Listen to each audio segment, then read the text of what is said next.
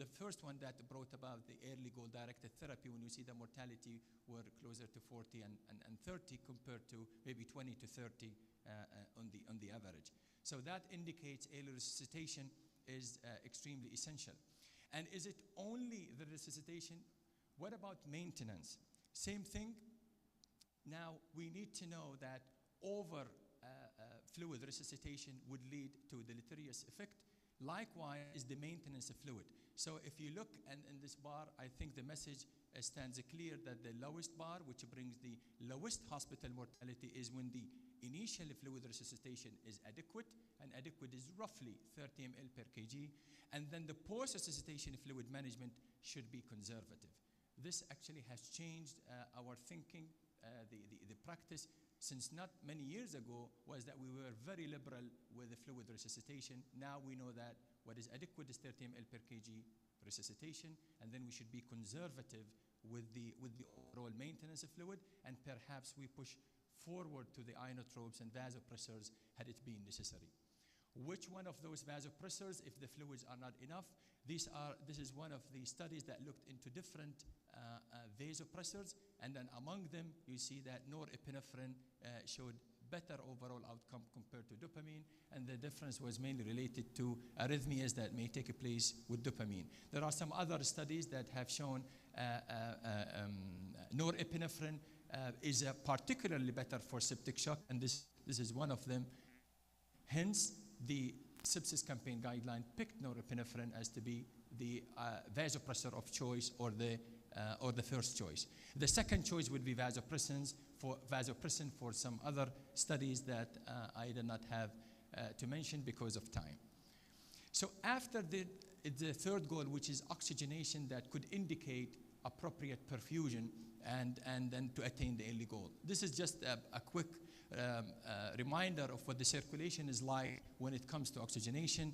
Roughly speaking, when you get up to 1,000 ml per minute of oxygen being carried from the arterial circuit toward tissue, 250 ml per minute is being extracted, which means 25% in normal circumstances will be extracted. And whatever remaining is the 60 to 75, which means the mixed venous should be around 75 had the circuit being appropriate, normal, and the tissues are being perfused appropriately. So anything that brings about less than 75 is indicative of tissue hypoperfusion. So the global tissue hypoxemia is a more sensitive measure of shock because of the demand may have increased, and that may be reflected in the form of production of lactic acid that is more than the normal, or more than 4. So this is a study that's showing the mixed indicative mortality as well. So over-oxygenating is also bad. So, and you see in the far right, the hyperoxemia is more than 90%, is higher mortality compared to normoxemia. So we should attain that within 75, and then the hypoxemia is certainly worse when it comes to an outcome. So the mixed venous oxygenation is a sample that is obtained from a central venous catheter just before the right atrium, typically either intrajugular, internal jugular, or maybe subclavian veins. That may not be necessarily available in a lot of times because maybe central lines is not a place in the ER, or even in many ICUs, they may not have the means of placing that so early, or they may require skillful people who may not be present at the time of resuscitation. This is a lactate clearance versus central as goal-directed therapy. So among patients with septic shock treated to normalize CVP and MAP, additional management, that's what they have concluded, to normalize lactate clearance compared to management to normalize mixed venous did not result in significantly different in-hospital mortality. i.e., they wanted to say that perhaps if we were to attain clearance of lactate, we might do as good as trying to achieve mixed venous of above 75. And that, in my opinion, is a very good alternative. I mean, it's best to have them both, but maybe lactate, which is much simpler and easier to get, which actually you can get even in an ABG. If you were to calibrate your point of care ABG machine, you can get the lactate, and that can serve to know where you stand as far as global hypoxemia is concerned. So after that, after that study, many other studies indicated that yes, perhaps lactic acid could represent the mixed venous, and then trying to attain the early clearance of lactate may represent good perfusion that we probably could bring better service to the patient. It was a surrogate for resolution of a global tissue hypoxemia that decreased mortality overall. So in conclusion, I would say that effective septic shock therapy depends on early alone and goal-directed second. And then if you put them together, you're likely to bundle that in a much better effective management and an appropriate time. Recognizing sepsis is the first step to better outcome. Good luck with choosing your own definition of sepsis. I have shown you what the definitions are, and then with the debate, that goes about it. Early initiation and appropriateness of antimicrobials is the most important factor to change outcome. Out of all what I have said, I still think, and I strongly believe that early initiation of antimicrobials and the appropriate antibiotics will make all the difference. Yes, you need to give a fluid, you need to resuscitate, follow hemodynamics, but that is not as important as doing that. An infection source to be controlled should always be searched for, especially in patients who are not improving or they continue with their refractory shock, and then we will hear more in the subsequent talk about what refractory shock is. Fluid resuscitation should be directed by targeting CVP above 8, mean arterial pressure of more than 65, mixed venous more than 70 is of paramount importance for reasons that I have shown you. And I think maybe early lactate clearance is a surrogate to improve clinical state and mortality outcome, as it could reflect so much of tissue hypoxemia improvement overall. Thank you very much.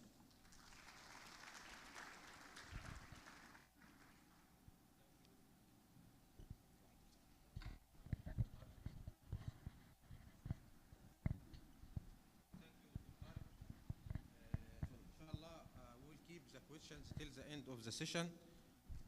And now I have the honor to invite our second speaker today, Dr. Tariq Dabbagh. Dr. Tariq is a consultant intensive care medicine and section head surgical intensive care, King Abdullah Medical City.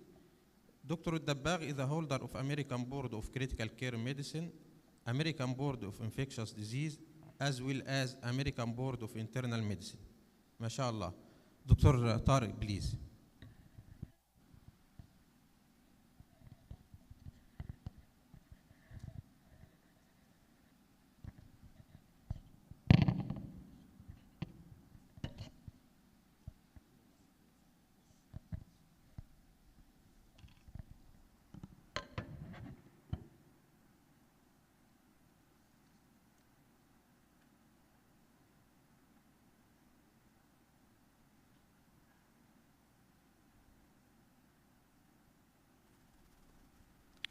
Some technical issues. First time I'm putting this speaker, but just for everyone to hear the presentation. Thanks for the invitation. I'm honored to be part of the speakers today, sharing their experience in ID and ICU. So I'll take my ID hat and I'll put the ICU hat. Management of patient with refractory sepsis and septic shock. So you've done all what Dr. Tariq has presented. You controlled the source. You gave antibiotic at earlier time. You tried to optimize the fluid being given to the patient, and now the patient landed in ICU to handle their blood pressure.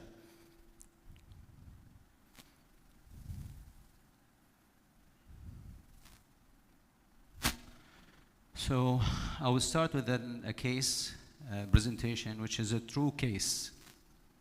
I will try to be a little bit more interactive rather than staying in the stadium. So 31 years old, presented with post-MVA lung contusion. She had developed HAB, hospital-acquired pneumonia, admitted to the ICU with the clinical picture of sepsis and septic shock and respiratory failure. intubated, resuscitated with IV fluid. Norepinephrine started, the dose being escalated to 0.5 mic per kilogram per minute. Lactic acid is 14. Patient still hypotensive with the MAP of 45. So this is common scenario we do see in ICU, and frankly, it's challenging that you start escalating the dose of vasopressors and the patient still with low blood pressure. So the definition of refractory shock, actually, the time you see high-dose vasopressors, defined in some of the literature more than 0.5 mic per kilogram per minute of norepinephrine. However, the time you see that you are using more vasopressors to stabilize your patient is refractory shock. How often we see it? Up maybe to 10% of your ICU population with the sepsis and septic shock will be defined as refractory shock. The mortality, the time you say that I'm start using more vasopressors, goes up and beyond 50%. The pathophysiology of refractory shock, just to simplify it, that your the vessels or the vascular basically not resistant, I would say not responding to the vasoactive medication you are using. So this is in brief why there is a lot of pathophysiology at the cellular level, at the receptors level, at the metabolic derangement happen with sepsis and septic shock, with the hypoxia, acidosis, hyperlactemia, or hyperlactatemia, uncontrolled production of nitric oxide, all will lead to refractory vasoplegia and vasodilatory shock. So very complex, but at the end result that the vessels not responding to the vasoactive agent you are utilizing. This is an important slide to understand the severity of shock and how complex when the patient, after doing all the measures to stabilize, still not doing well. So when we reach the point that the patient has refractory shock, usually it's not pure distributive shock. I hope I have a pointer here. Doesn't work. So basically, as you learn from medical school, from training, that shock being divided to different types. We have distributive shock, we have hypovolemic shock, cardiogenic shock, and obstructive shock. And distributive shock, usually what we refer to sepsis and septic shock, up to 60% of patients. But when you reach a point, this is for septic shock. But when you reach a point that this is refractory shock, usually those patients has a combined kind of pathology causing distributive shock in addition to hypovolemic shock and sometimes cardiogenic. Distributive based on the vasoplegia when they present with significant vasoplegia. Hypovolemic shock because of disturbance and capillary leak happen to those patients with at the cellular level, significant leak, so they will become hypovolemic and cold and clammy, not the usual shock you see with sepsis, regular sepsis, and simple septic shock. And on the top of that, many of those patients will have significant compromise in their contractility, okay, the cardiac contractility and function, and that will complicate things more. So we have, with those kind of categories, with this kind of refractory shock, you have distributive, hypovolemic, and cardiogenic all combined in one patient. This is a picture very important to keep in mind what we refer to mottling, okay? So there is capillary leak, and it tells you the severity of shock with this refractory things we see. So whenever you see it in practice, doesn't mean that your patient has very poor mortality and morbidity, but it tells you the severity of shock he's suffering from. The pharmacology of vasoactive agent, as Dr. Tariq mentioned initially, the first vasopressor we use is norepinephrine because it's very effective vasoconstrictor for both arterial and venous system and improves cardiac output. It's a first-line agent. It's an alpha agent. The dose could be up to 1 mic. However, when we round for refractory shock, I see patient right away on 1 mic. It's good to escalate the dose slowly. And whenever you reach 0.5, this is a trigger that your patient, if you escalate the dose more, might not have good response, and you have to think about adding another vasopressor. So keep in mind, so don't rush, and I see many nurses who work in ICU, whenever the patient is hypotensive, they escalate the dose all the way to 1 mic, and that really affects cardiac output and cause significant compromise in cardiac output. So be careful with this escalation of the dose of norepinephrine. So the cutoff, I will say, to add another vasopressor, the time you see the norepi dose is going beyond 0.25, 0.3, 0.5, this is a time to think about adding another vasopressor rather than maximizing the dose of norepinephrine. Because the benefit really beyond 0.5 might not be that good, that much. And misconception about norepinephrine that it causes significant tachycardia, in fact, it's the opposite. It medicates the reflex tachycardia for those patients and could improve the tachycardia because it's improving the cardiac output. Be careful that the norepinephrine will work with pH above 7.2. So on many occasions you wonder why your patient not responding to the vasopressors because he's acidotic, and you have to correct his acidemia as soon as possible. I wanted to give a hint to this, which is very, very important. We strongly believe that early resuscitation is very important in terms of fluid and resuscitation with the fluid. However, early initiation of vasopressor is very important too.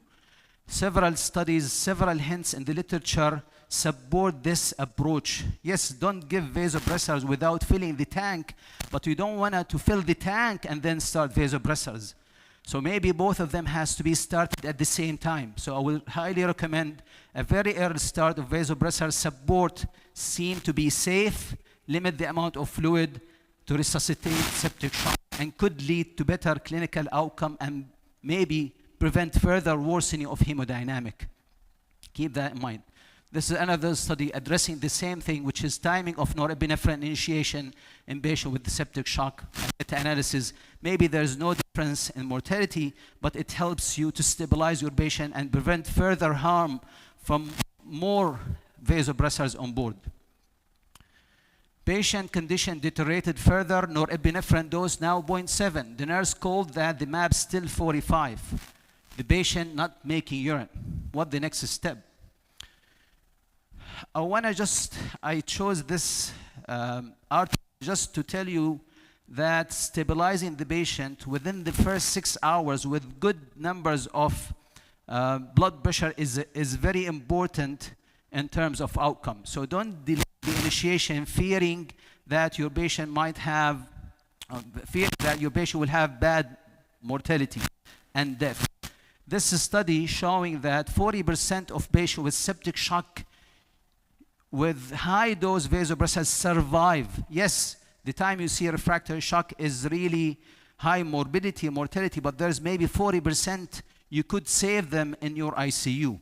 So keep that in mind. So sometimes, yes, we see patient on 1 mic or like vasopressin or epi and epinephrine, still there's a chance for them to survive. Doesn't mean that the outcome will be poor.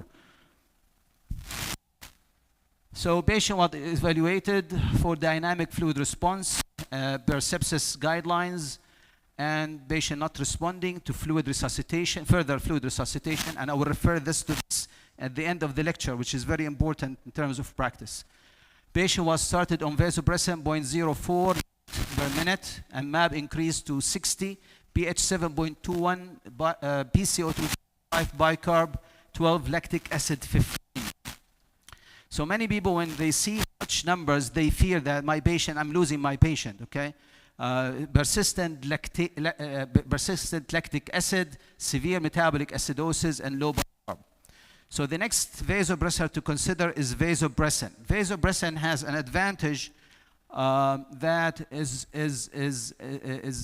does work with pH less than 7.2. So your refractory shock patient with the severe acidosis, early initiation of vasopressin is really will improve the hemodynamic quickly because it's not affected by the acidosis your patient is having. So highly recommend to initiate vasopressin the time you see that your nor-epi dose is escalating. Very, very important concept in our daily practice. Some people could say can be used up to 0.1. However, keep in mind that escalating the dose of vasopressin carrying a risk of bowel ischemia and myocardial infarction. It does have some synergy with norepinephrine. I wanted to mention that it works on V1 receptors, which is not present in the pulmonary arteries. So on many occasions, we utilize this medication in the setting of pulmonary hypertension because it would not worsen your BA pressure and worsen the RV function and the cardiac output. So this is very, very important concept if your patient has an underlying heart disease with a significant compromise in RV and pulmonary hypertension. This is surviving sepsis guidelines, which is recommend to utilize vasopressin when the dose 0.25 to 0.5. And refractory shock, I would highly recommend to use vasopressin at earlier time, as we mentioned in the previous slide. So 0.25 is the time to start vasopressin. Early on, I will refer to this literature, early on comparing vasopressin to nor-epi, there was no difference in mortality. However, look at this, this is important ICU practice. Adding vasopressin have an impact on the heart rate. So those patients who were started on vasopressin has less tachycardia compared to the ones who are not on vasopressin, and the norepinephrine dose was less with the vasopressin nor-epi group. So it's very important concept in managing this refractory shock patient. Another, so the time you think about vasopressin, the steroid should come to mind right away, okay? And this is even being referred to by sepsis, surviving sepsis guidelines to start steroid early on when the dose of vasopressin exceeding 0.25. However, when you initiate both vasopressin and steroid might have an impact on morbidity and mortality for those patients. Why? Because it does increase the vasopressin level by 33%, and there's some evidence support that maybe combination of vasopressin and steroid will have some impact on organ function and outcome and decrease mortality.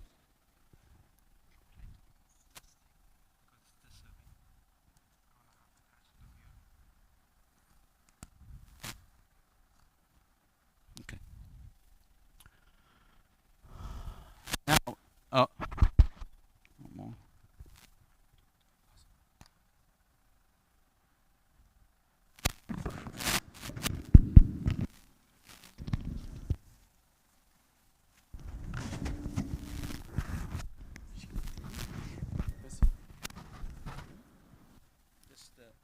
I need more minutes. Okay. Jimmy.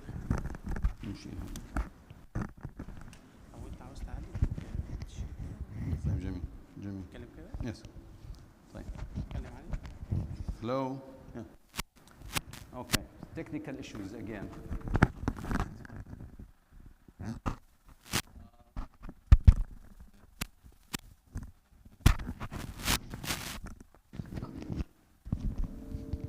I will hold it in mind. Hello. Okay. Continue in the case. So the patient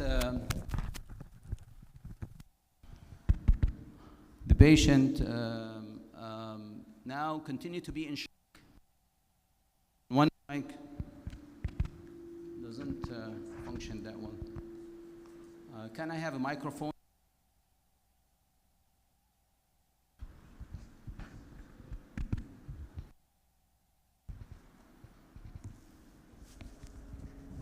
Let's see here. Okay.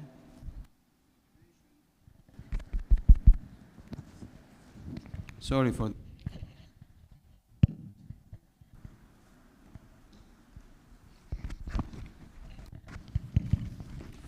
I need 5 minutes more. Okay, so the patient continued to be in shock. He is now, or she is now on one mic nor-epi and vasopressin 0.04, MAB 55, lactic acid 24 now, okay? So you get frustrated that the patient is still sick on more vasopressors. The labs comes back with the pH of 7.10, bicarb 10, AST and ALT7 both elevated. Creatinine is 150, oligouric, severe hypoxemia, bilateral lung infiltrate, ejection fraction, done at bedside with echo at bedside 25%, poor RV function, mixed venous of 50%. What vasoactive agent you would use? So this is now in the daily practice in ICU, the echo should be your second hand. Okay, you cannot handle those patients without checking their cardiac status and see at what level they function. On many occasions with sepsis and septic shock, we see significant compromise in the cardiac function, and it carries bad mortality when there's such compromise, okay? However, I want to just, many people misunderstand that usually the cardiac dysfunction in only the LV. It's usually biventricular. So it involves the RV and the LV, and you might see LV dilation on the echo, and we wonder on many occasions when you resuscitate those patients why they are not responding to your fluid challenge and fluid resuscitation because of this. So this patient, when we came at bedside and we've seen her CVB was 25, for example, because of massive resuscitation, poor RV function, and that hemodynamic instability led to significant ischemic hepatitis with rising both ALT and AST. So, and that will contribute more to clearance of lactate and persistence of lactic acidosis for those patients. So the lactate here, not part of it, only hypoxemic injury to the tissue. On the top of that is a clearance issue from the impaired liver function with the significant compromise in RV function. What's been suggested by surviving sepsis guidelines to use dobutamine and epinephrine. For dobutamine, be careful because it's not maybe the good agent for such refractory shock patients. It's not a vasopressor, it's a vasodilator. In addition to that, it increases contractility and it doesn't work with significant acidosis. And in setting of sepsis and septic shock, there's significant impairment of beta-1 adrenergic receptor responsiveness, okay, in sepsis. So many patients, you start dobutamine on them, and they don't do well. They don't respond to your dobutamine, and you don't see an improvement in mixed venous. You don't see an improvement in their contractility. In fact, this is supported by some literature that only in 35% of patients with severe shock, there's an increase by 10% in their contractility with utilizing dobutamine. So here, if you wanted to use dobutamine, it has to be test and see the response to dobutamine rather than just throwing dobutamine and leave it and escalating the dose, asking the nurse to go up to 10. In fact, you do harm rather than benefiting those patients. Epinephrine, however, could be maybe a good alternative choice. It's an alpha and beta-1 and beta-2 agonist. It doesn't work with significant acidosis. Usually, I tell the nurse to start the small dose epinephrine because with the small dose, you might have that contractility effect. The more you escalate the dose, the more pure alpha you see and more vasoconstriction. On many occasions, sometimes you see rising lactate with epinephrine.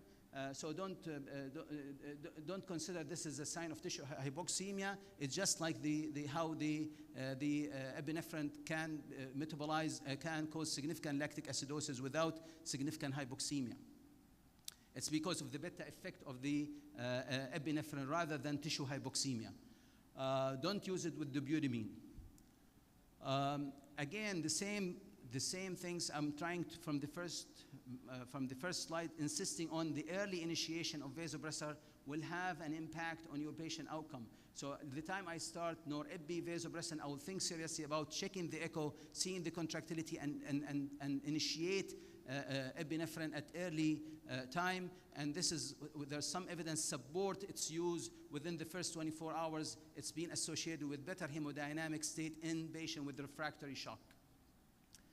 How about dopamine? On many occasions, we come at bedside with refractory shock. Many people use dopamine high dose, nor-epi high dose, epinephrine high dose. Dopamine has no much role in refractory shock. In fact, it's been referred to in the guidelines just in case you have tachycardia, and a lot of arrhythmias can be seen with this drug, so I don't use it that often in practice for sepsis and septic shock.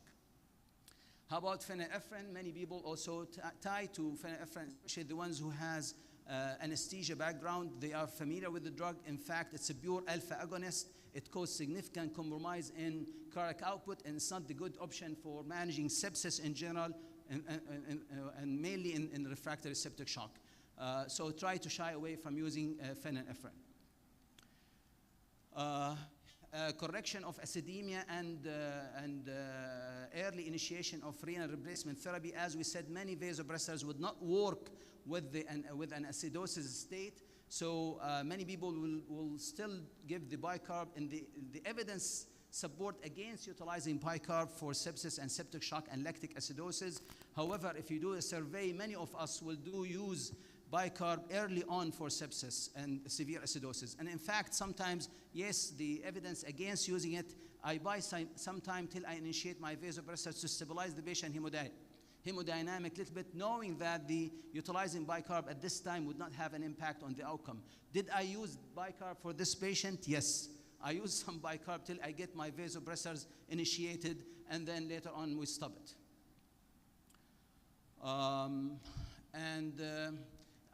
Early initiation of renal replacement therapy in such patient with refractory shock, especially if the patient algouric and start showing signs of acute renal failure, that could contribute more to the acidosis. And early initiation will stabilize your patient more and let the vasopressor work better. So very important. So this patient being initiated on CVHD.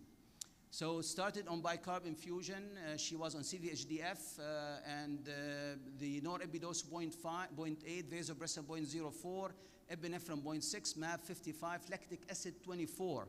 Okay, her fingers are turning bluish on IV antibiotic and steroid. I want to just emphasize that don't fear this lactic acid. Okay, this lactic acid in setting of significant hepatic injury, okay, it will last for days, because it would not be cleared. It's related to the significant shock the patient is having rather than pure tissue hypoxemia. Angiotensin II, just a quick referral, and I'll finish within a few slides. This is being utilized. It's a pure vasoconstrictor. It's very expensive. The initial study was done on patient excluded cardiac dysfunction. It was pure vasoplegic patient and distributive shock. So maybe it has not much role in patient with refractory shock and more than and complex setting. We don't have it in Saudi yet, I think. Refractory septic shock, this is just like a hint for a few things which you could contribute when you manage your refractory shock. Femoral A-line is better than radial A-line because it gives you more accuracy or accurate number compared to a radial arterial line. You could lower the MAP target and use less vasopressors to improve your perfusion. So sometimes I tell to use MAP of 60 and 55 as long as the patient doesn't have any neuro issues in the ICU. Minimize sedation. Most of those patients are severely encephalopathic, so you don't have to have midaz, fentanyl, and propofol. Small dose sedation would be enough, and that will help to improve their hemodynamic and the vasopressor's dose. Some people could think, and this is being mentioned in the literature, utilizing methylene blue for such patient. It's a scavenge. The nitro oxide, it helps the vasoplegic patient and improves lipid hemodynamic. The data very scarce on it. It's mentioned in the literature's case reports. Some people, I never use it in practice. And the same, many people will use vitamin C and thiamine for those patients. However, the evidence doesn't support utilizing those two modalities for refractory shock. This is the most important slide of this talk. And this is, I will finish with this slide. Don't trap yourself in something called fluid responsiveness. So what we end up doing for those patients, every time I escalate the vasopressors, I give more boluses of fluid. Okay, and this is up with vicious cycle, more fluid, little response, and then more fluid, little response, more fluid, little response, and I end with the patient maybe 20-liter positive. So we talk about initial resuscitation of fluid. Later on, restrictive approach is the best approach. Okay, don't be trapped with this. Escalate your vasopressors nicely, maintain your MAP, maintain your perfusion, and in fact, liberal fluid strategies seem to increase the risk of kidney injury and maybe mortality and endothelial injury. This is the most important slide of this talk. This is a final slide now. This is what patient ended up with. Clinically stabilized after 72 hours. So you will not see stabilization within the first few hours. It takes few days till the system recalibrate again, okay, and start perfusing with judicious use of agents which are poisons, vasopressors are poisons, but has to be utilized in expert hands. 10 days, and she ended up with a small dose epinephrine, because for this cardiomyopathy, take days till the contractility back again to normal. Patient 10 days after admission extubated, kidney function recovered completely. However, she ended up with significant ischemia of her fingers, and that was yes, poor outcome. She survived, but with some unfortunate side effect from the vasopressors. Plastic surgery being consulted. With that, I conclude. Thanks a lot for your attention.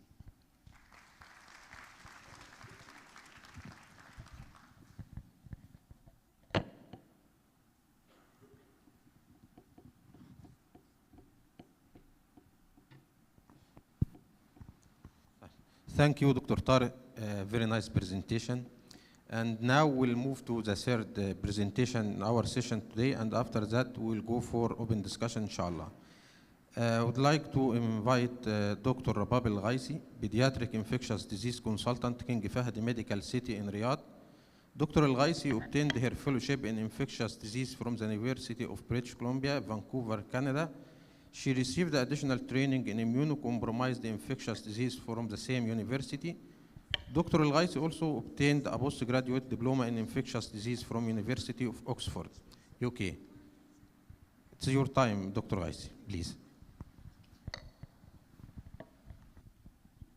Assalamu alaikum. Thank you so much for the invite. I'm very happy to be here today. I'm a pediatric infectious disease doctor, so I will be addressing the sepsis management from my perspective, and also mostly also covering the children's and neonate with the most recent update addressed today.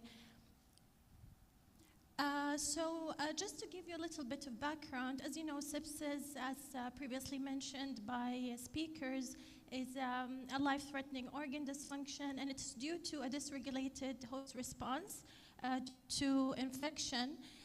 Sepsis, unfortunately, does contribute to high rates of mortality globally throughout all age groups. And neonatal sepsis is actually the third leading cause of neonatal deaths globally, unfortunately. And the highest age-specific incidence in 5 years of age. And ICU incidence is up to 8% of all PICU admissions, and it contributes to 1 in 4 deaths in the ICU. So it's a major issue. The mortality is high, still up till this day and age.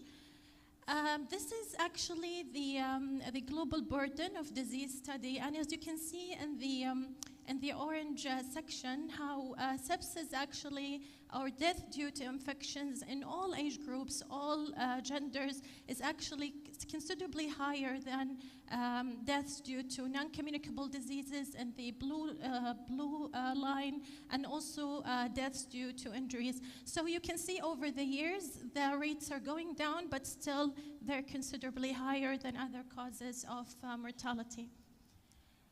So the world map, this is our kingdom.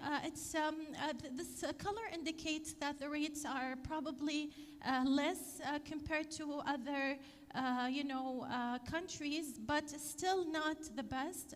The lighter green colors are actually having lower incidences of sepsis. So we want to reach that stage. We want to do better over the next years. So the objectives of my talk today, first, as Dr. Tariq mentioned before me, I think it's very important to address the concept of definitions in this talk and how the definitions changed and evolved over the years. Number 2, I will also talk about some diagnostics in pediatrics, some updates around diagnostics.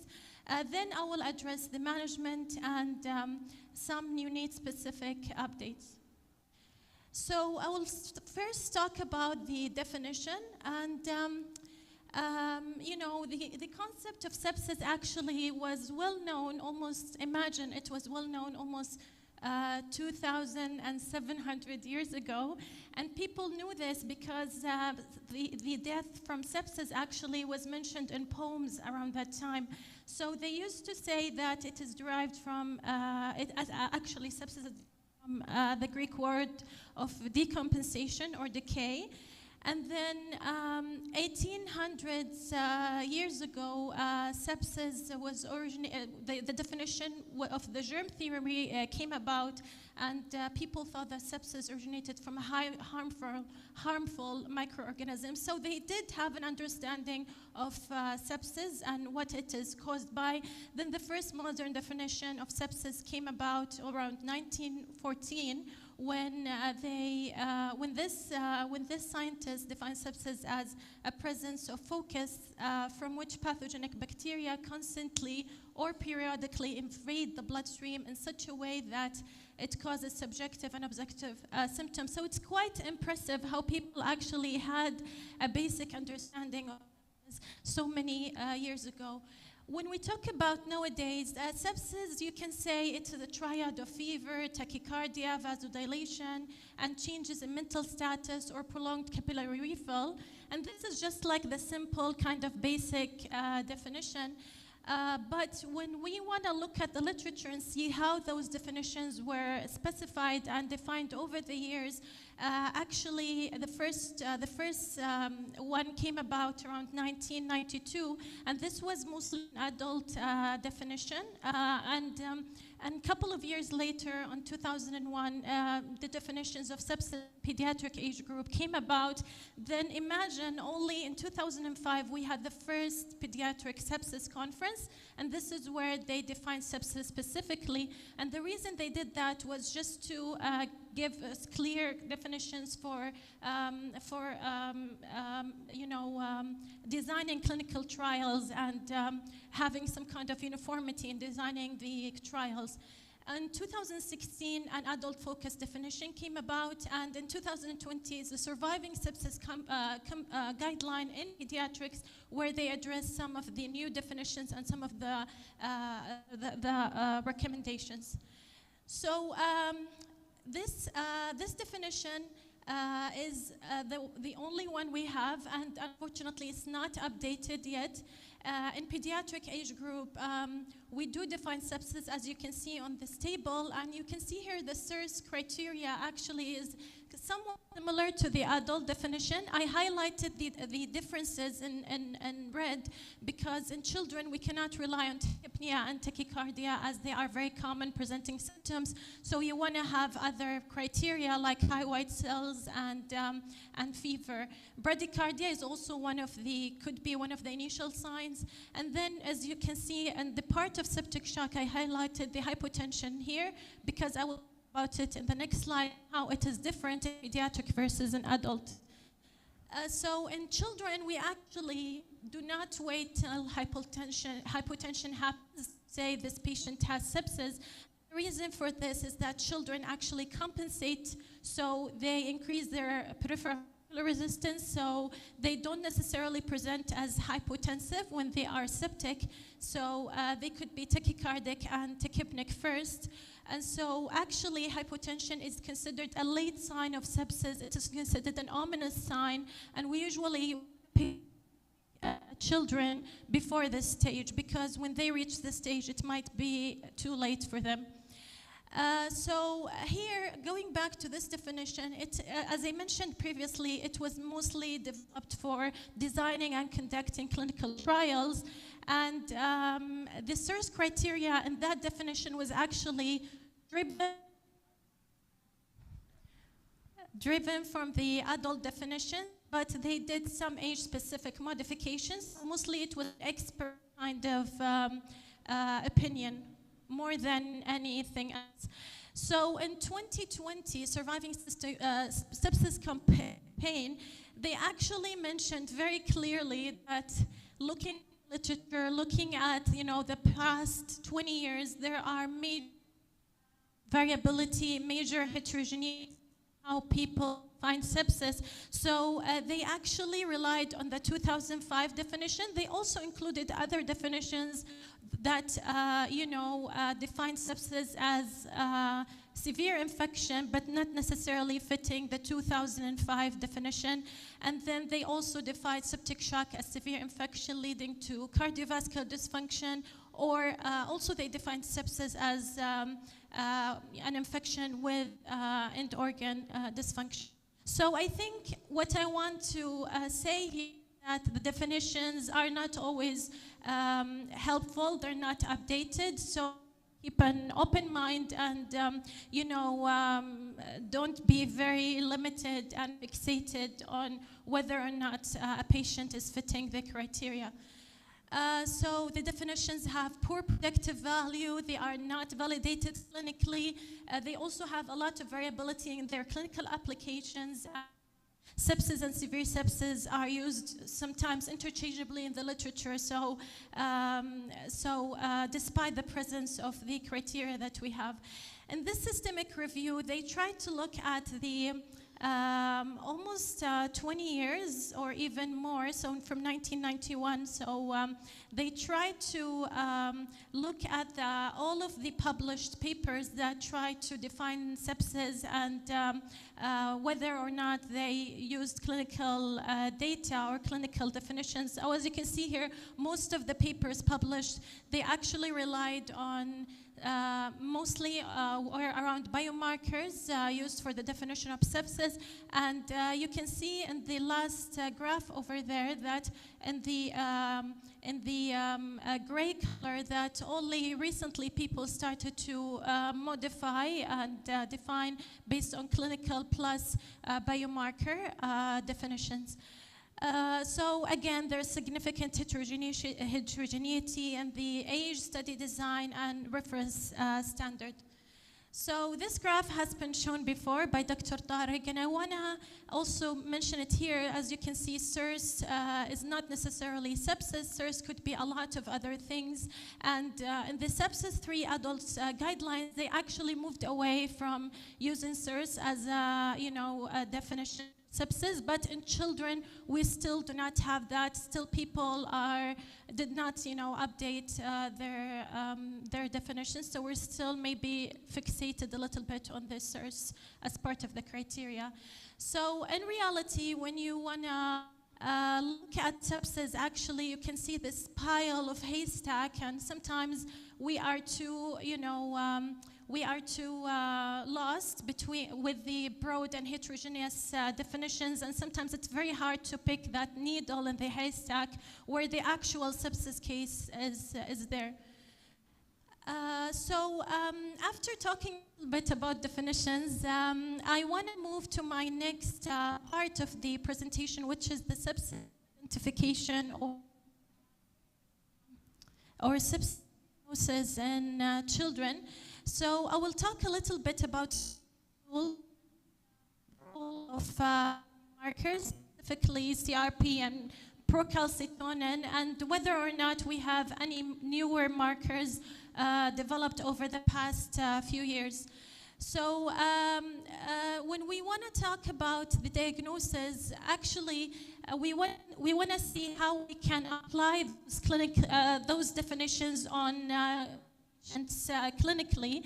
So we are interested in looking for screening tools. And when we want to talk about also the diagnosis, at the same time, don't forget, while we diagnose the patient, we want to manage him at the same time, because sepsis is critical and it evolves over such a short period of time. So we want to know how rapid the intervention should be, and therefore, do we have algorithms, do we have any quality improvement protocols to make the intervention as rapidly as possible. So in this nice figure, you can see that we have case of septic shock, and then we have the suspicion of sepsis, and actually the patient could move from one side to the other, so it's very rapid, and therefore its time is very important. So you need to You need to be very quick to pick up septic children, to diagnose them, to manage them accordingly, because this will decrease the mortality. So when we talk about sepsis recognition in children, the question is, what kind of screening do we have to early diagnosis and triaging the patients? So a good screen is usually pragmatic, and it is based on clinical assessment and vital signs and a risk stratification of patients. And it should be efficient. It should be initiated at the first contact with the patient, so in the ED or in the inpatient setting. And it should incorporate some kind of reassessment and identification throughout the visit. So it is basically what we're doing in daily lives, except that people try to study and see what is the best method of screening the patients, and what is the best method to early diagnosis. So I just want to note here that screening tools usually do not have any laboratory criteria in them, so mostly they are clinical. So looking at the data, actually the Surviving Sepsis campaign from the year 2020 actually recommends that some screening tools are applied in the clinical setting.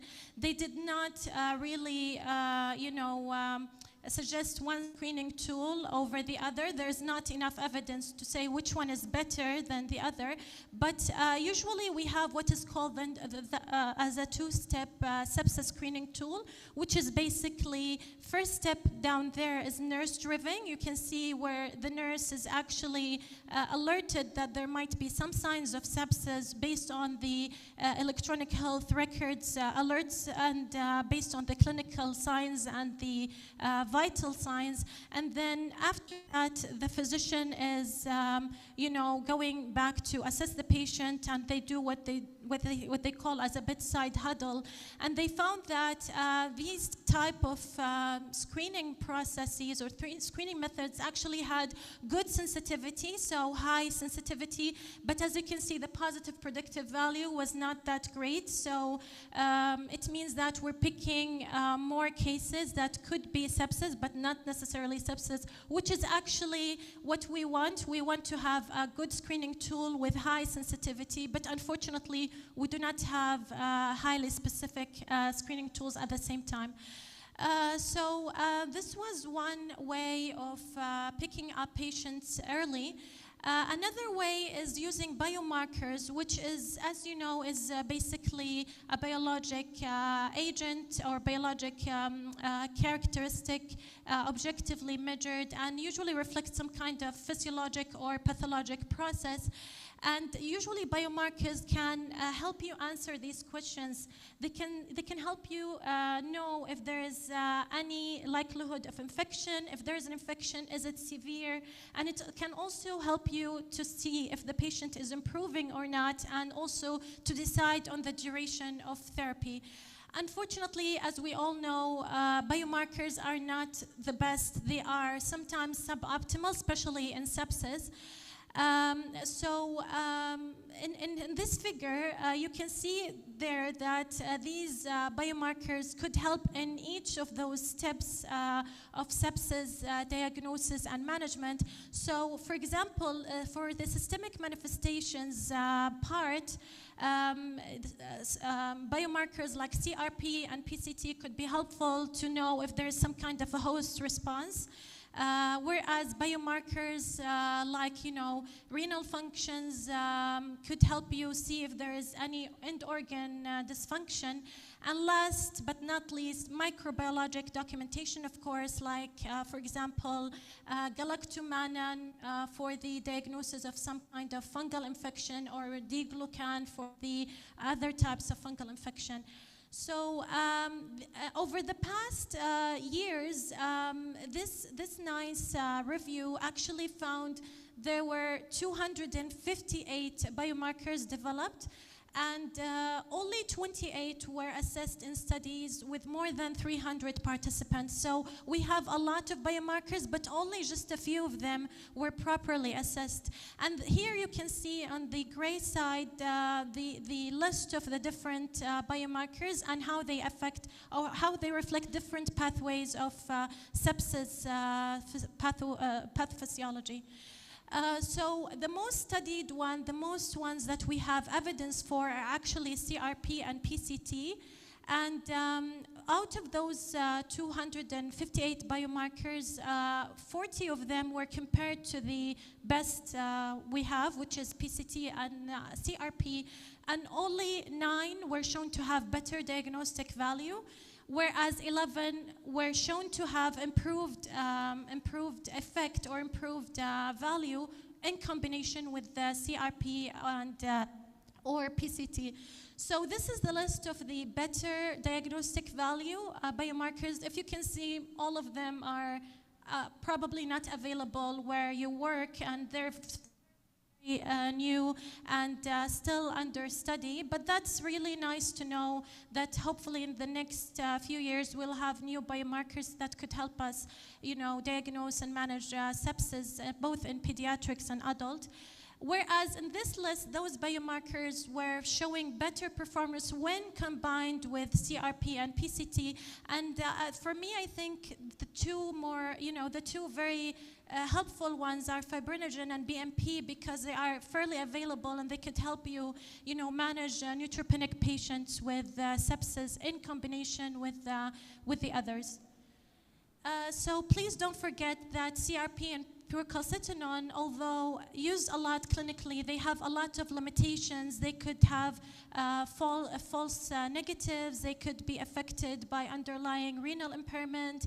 And they're not very helpful in differentiating between bacterial versus viral infections. But unfortunately, sometimes this is the best thing what we have. And they are helpful in, ruling out infections, for example. So they have high negative predictive value, but low positive predictive value. So the bottom line here is nothing really changed over the past few years. We still think that biomarkers are not helpful on their own. They are better in serial measurements, and they should be also interpreted in conjunction with the clinical picture and comprehensive knowledge of the specific biomarker and its limitations. For example, as I showed you in the previous slide, PCT is not very helpful in cases of renal impairment. So after that part, I want to move on to my next section of the presentation, which is management related, and specifically I want to talk about timing of starting antibiotic. My previous speaker, Dr. Tariq, already mentioned that timing is very important in adults, and it's the same in pediatrics. It's actually very important. And I showed you the slide here just to show you that septic shock should be managed within 1 hour of initial recognition, and antibiotics should be started within 1 hour, whereas in suspected sepsis, you have up to 3 hours. So here I want to tell you where those numbers came from and what is the new evidence we have that supports these kind of recommendations. So this is one of the good papers that was published not very recently, but it is I think it was published in 2018, but it was included in the 2020 Surviving Sepsis campaign. So basically what they did here is that they tried to evaluate the bundle, the 1 hour bundles that they implemented in New York hospitals. So they looked back and checked what was the effect of those 1 hour bundles. So the 1 hour bundle constituted blood cultures, broad spectrum antibiotics, and 20 ml per kg intravenous fluid. So this is in children. I know maybe adult doctors are very shocked with this amount of fluid that we give, but this was mostly in pediatric sepsis. So, so the objective was to see if this kind of intervention within 1 hour, if it actually decreased the in-hospital mortality. They looked at 59 acute care hospitals, and they had good number of patients, more than 1,000, I think 1,600 or something like that. So the result was very promising, actually. What they found was that in-hospital death decreased significantly when the sepsis bundle was completed within 1 hour, and it started to increase gradually when there was delay in completing the sepsis bundle. And this is actually where that recommendation comes from. This is actually why we say, please start, your therapy within the first hour of recognition of septic shock. And you can see here how this crude presentation of the results, you can see how the rates of mortality increased significantly as the time went on, whereas it is considerably lower in the initial hour of presentation. And the sepsis bundle, so just to give you an example, within the first hour of presentation, completion of the sepsis bundle was associated with 8% risk of in-hospital death, whereas completing it within 4 hours of presentation actually was associated with 13% predicted risk of in-hospital death. So there is significant difference between the two timelines. This is another paper published more recently, also supports the same finding, as that when you delay administering antibiotics, there is a cumulative increase in the risk of mortality. So 1 hour associated with the lowest risk of mortality, and 3 hours was considerably higher mortality. This is where the 3-hour timeline came from. So the Surviving Sepsis campaign actually recommends that if you have a septic shock patient, please start your regimen as soon as possible, preferably within first hour of recognition.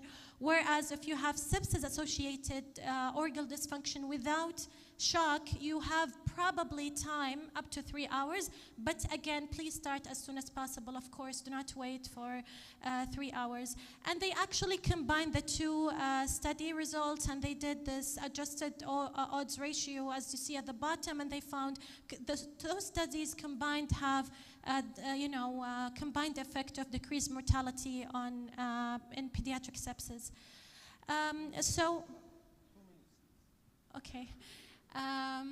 Okay, I will skip the slide. Okay, so I will go here to my first neonate specific update. I just wanted to update you guys on the new guideline on the management of perinatal GBS. This guideline was published 2021, and basically they updated the classifications of babies.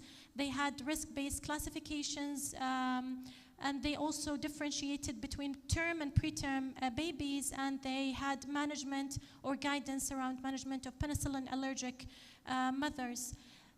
They suggest, one of their suggestions is this calculator where basically you put in the data that you have, and it can give you over there, on that side over there, what kind of risk this patient have and whether or not you want to start the prophylaxis for GBS. So this is a really nice update. I encourage everyone to go and read that guideline.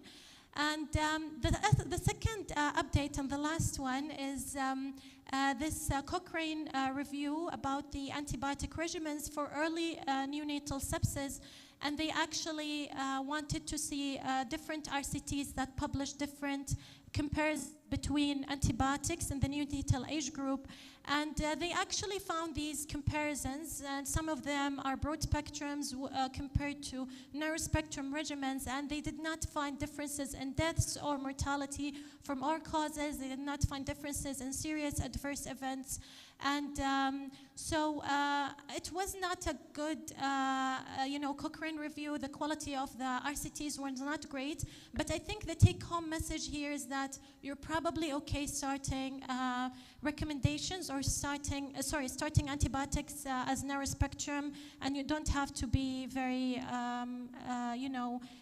going with the broader agents unless indicated clinically.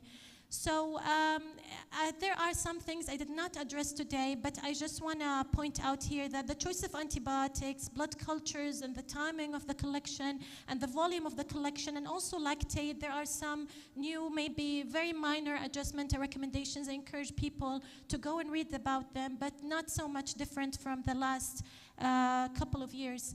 So my take-home message here is that sepsis is still a leading cause of death in neonates and children. The outdated definitions are confusing at times and could lead to delays in diagnosis and management. And pragmatic stepwise diagnostic tools could improve the triaging and rapid management of septic children. And timing everything, please start your antibiotics ASAP. And this is a very nice kind of, could be printed as a card. It's really nice to know that. Always remember that sepsis is not binary, so not yes or no, this patient has sepsis. It's a clinical diagnosis, it's a spectrum. It can evolve over time. Please have very low threshold to suspect sepsis and treat accordingly, because timing is everything. At the end, I just want to thank you for giving me this opportunity, and I'm very proud of this organization and this conference, and we're happy to answer any questions later. Thank you so much.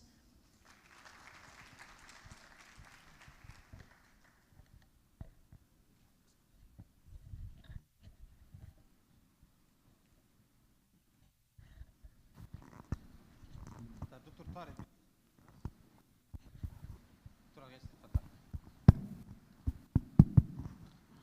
Thank you, Dr. Rabab. If you can join us today. Meanwhile, I will start by giving the first message of our meetings as a conclusions. As all the speakers mentioned, sepsis and septic shock is the cascade we need to hit early and strongly. So all this intervention management, it has to be with time fashion way, including the fighting the hypoperfusion by air resuscitation, adequate fluid resuscitations, good antibiotic at the same time, clinical scenario with the sepsis marker, not to depend on it as a solo diagnosis. It's a complete clinical pictures. And every step in this way, we need to break that cycle to improve outcome in timely fashion. So I would start asking the audience if you have any questions for our speakers.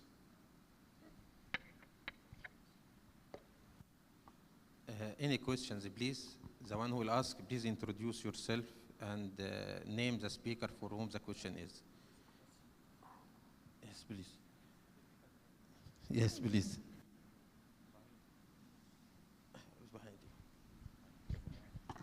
Thank you very much, Dr. Pediatric ID Consultant Hassan. Thanks for all speakers. My question particularly for Dr. Rabab. Thank you for your presentations. I have one question related to recognition of early sepsis in busy ERs. You know that most of our neonates, our neonatal infection coming from community. How we can apply your strategies in 1 hour or within 3 hours for sepsis, detecting an early infection and interfering early in these cases? Thank you very much.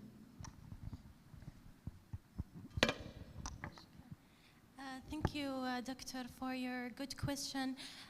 So I think based on what we have as available evidence, really the best way to do this is developing some kind of alert systems or, as I mentioned, like diagnostic or step-way process of diagnosis.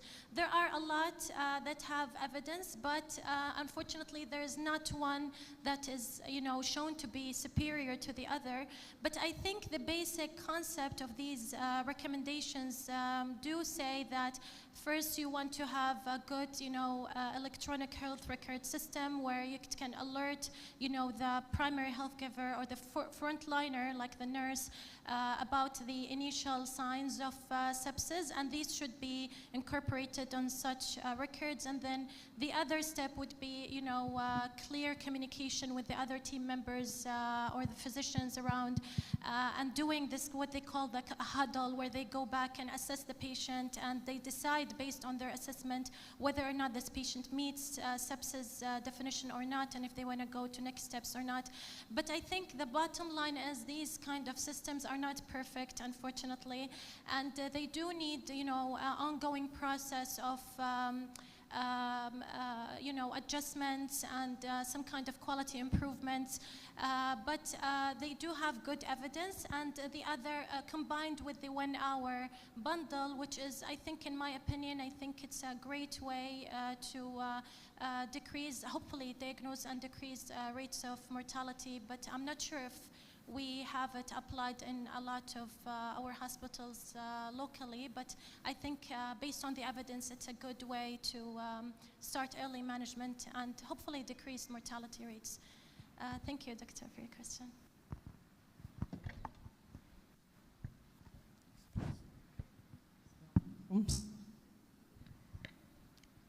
Assalamu alaikum, sabah al-khair. Thank you very much, all the speakers, for an outstanding talks. My question about maybe the future role of blockers of pro-inflammatory cytokines. As you know now, we're at a good state of having many either already in the clinic or some in development. So would utilization of blockers of pro-inflammatory cytokines would be useful in the management of severe sepsis? This is a very important topic. From the ICU perspective, I think for the ICU practitioners, unfortunately, they depend a lot on the biomarkers in making diagnosis of sepsis and septic shock. Sepsis and septic shock is a clinical diagnosis. So you have to be a bedside and you do an assessment for your patient and you put like certain criteria and go for it. The biomarkers is a tool which helps you to just support your decision in terms of the patient's having sepsis or not. And in fact, for example, I'll give an example for procalcitonin. I see it a lot being ordered when the patient hits ER, and the evidence not supportive at all to utilize procalcitonin for early recognition of sepsis. Maybe it has a role later on when the patient being confirmed to have bacterial infection, and you see the response to the management and to the antibiotic in terms of decreasing the level of procalcitonin throughout the patient's stay and define the duration of antibiotic rather than an early diagnosis. Many people might consider if the procalcitonin is negative that there is no bacterial infection or ongoing bacterial infection. Maybe it has a role for ER people for certain entities, like for example COPD exacerbation when they come to the ER to differentiate between viral process rather than bacterial process.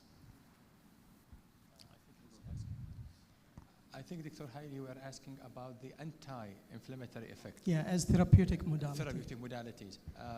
If you allow me, Dr. Tariq, so I would, in response to this comment, Dr. Haile say the community in critical care has been in so much desperation in getting something of that sort. And then we all remember maybe 20 years ago how the activated protein C, was the action. After the Browers study and then even after the enhanced study, and then it was withdrawn from the market because it has extensively been used and it did not show the actual mortality that was anticipated to make a difference for. And I think it became so popular back because of our desperation to get anything of that sort. The other one that we know of is our regular story with the steroids. We were back and forth with how much steroids to be given, whether it is for septic shock or ARDS or even with COVID, lately with dexamethasone. The studies are fairly promising when you look at them when they are in the earlier phases, but once they reach all the way to be tried, they don't show that much of a difference, unfortunately. So there has been several anti-inflammatory at different steps within the cascade of sepsis, but even heparin, by the way, was studied as an anti-inflammatory, but none of which had really shown the effect that we would wait to get to be implemented and to be used. If you allow me, Dr. Tariq, to continue in the same with the cytokine, anti-cytokines and cytokines removal. We have small studies done about extracorporeal elimination of cytokines by adsorbent filters, and it has a promising result. Do you have a specific experience with it? Did we use in the Kingdom before? We are planning to do our first case next week in Al-Musa Hospital, inshallah. We get the filter and we'll start with the first case. If any of all the audience, if anyone has experience to share with us, please. Actually, as far as I can tell, based on my review in the literature, the current study is not supportive at all of removing this through the cytokines, or removing the cytokines through the extracorporeal. So till the further evidence comes, it can be practiced. But at present time, still the evidence not supportive, and it's not like, that solid evidence support it's utilize such modality for improving sepsis. In fact, on the other hand, those cytokines still playing a good role in terms of improving sepsis and septic patient fighting the infection. So it's a hard balance between removing and keeping. That's as far as I can tell. Thank you, Dr. Tariq. And I do agree to what Dr. Tariq had said. And I think, Dr., maybe we should change your name to Dr. Tariq too, because I think the panel has to be all Tariqs here. So I would say, Dr. Abdullah, that I don't have a direct personal experience, with such an experience with ECMO that we remove mediators. But I recall literature back from the last decade when CRRT has become a common practice in ICUs, and there was some effective mortality, or I should say better mortality was attributed, CRRT saying that it could resolve some of those mediators and could cut down that cascade. That did not prove to be so afterwards. I mean, obviously the mortality related, improved mortality related CRRT was upon initiation, and obviously safety because of the instability of hemodynamics that you could apply still dialysis on hemodynamically unstable. So it was thought to be an idea, but was not proven, even with CRRT. Yes, I agree with you. We do not have that proof for using it. Now it is under research, and it needs more workup. Absolutely. And I think with more number of cases, we can get some results for this. And for sure, we should have our share. We will not wait for the results from others. Absolutely. Absolutely right. If any other question, please. Hi. Hi, the question, Dr. Farhan, the hospital. My question is, Dr. Tar from National Guard, you tell about norepinephrine, role of norepinephrine, if the dose is high, what it can impact on the card. Question is, we are emphasizing on protocols. We are introducing protocols in hospital. We are giving autonomy to nurses to the dose and manage the patient based on the instruction of the physician. Now, how you will recommend that the role of physician on frequent check during the management to make sure the dose not reach what dose you explain based on the research, like 1 microgram per kg per hour. If it is not exceed, you can control this, because that is usually not studied because of high rate of such drugs and its on the patient. Maybe I can reframe the question. What I understood that you are in the process of having a protocol adjusting the nor-epi dose based on hemodynamic by nursing. So the nurse has the authority to escalate the dose without referring the patient to achieve a certain MAB. That's what I understood. And if that should be enough to handle such complex cases. I think the approach to septic patient is very meticulous. And the nurses could have quick response in terms of hemodynamic compromise by escalating the dose too fast. And that will have an impact on hemodynamic in negative way.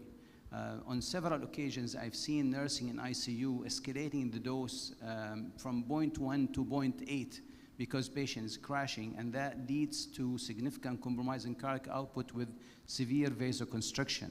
Still, I do recommend not to put a cutoff of 1 mic of nor-epi. I think the physician should be alerted if the nurse exceeded 0.5 microgram per kilogram of norepinephrine. This is a safe measure rather than escalating the dose to 1 mic.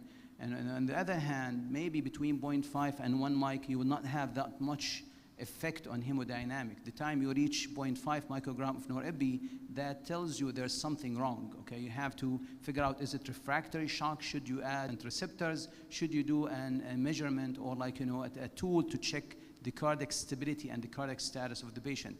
So it's something which has to be interacted between the physician and the nurse at bedside rather than just giving the nurse full authority to handle vasopressors for such complex setting.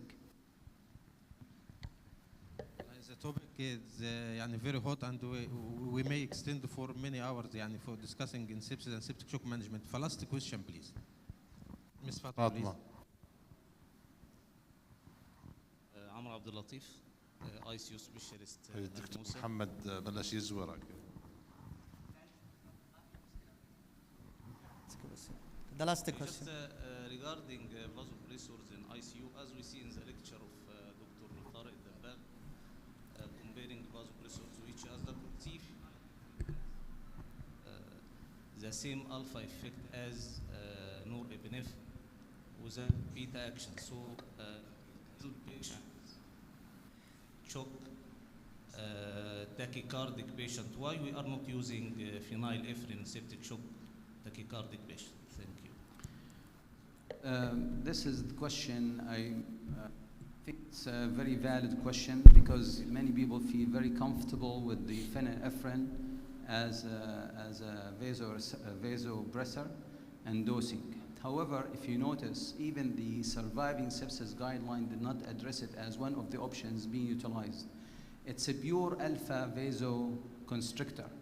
And in fact, the complexity of the sepsis and septic shock beyond just like, you know, offering an agent with one component, work on one component rather than multiple components. That's number one.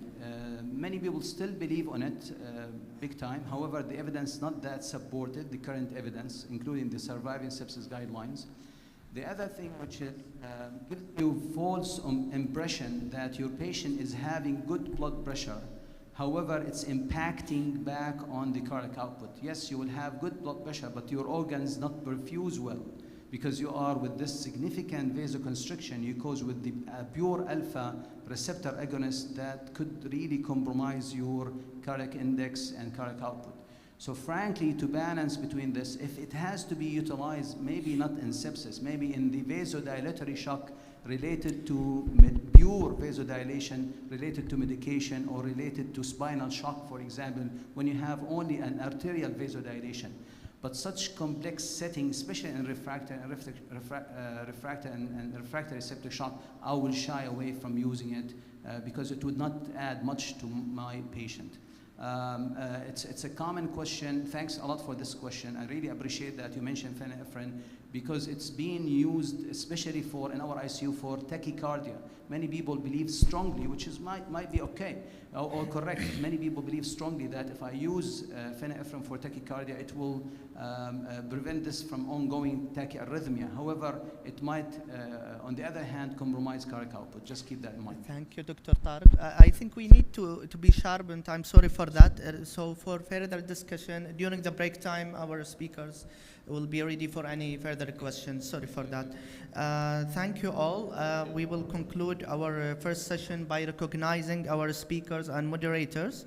So I will ask Dr. Zainab Al-Musa and Dr. Mustafa to come for recognizing our speakers and moderators.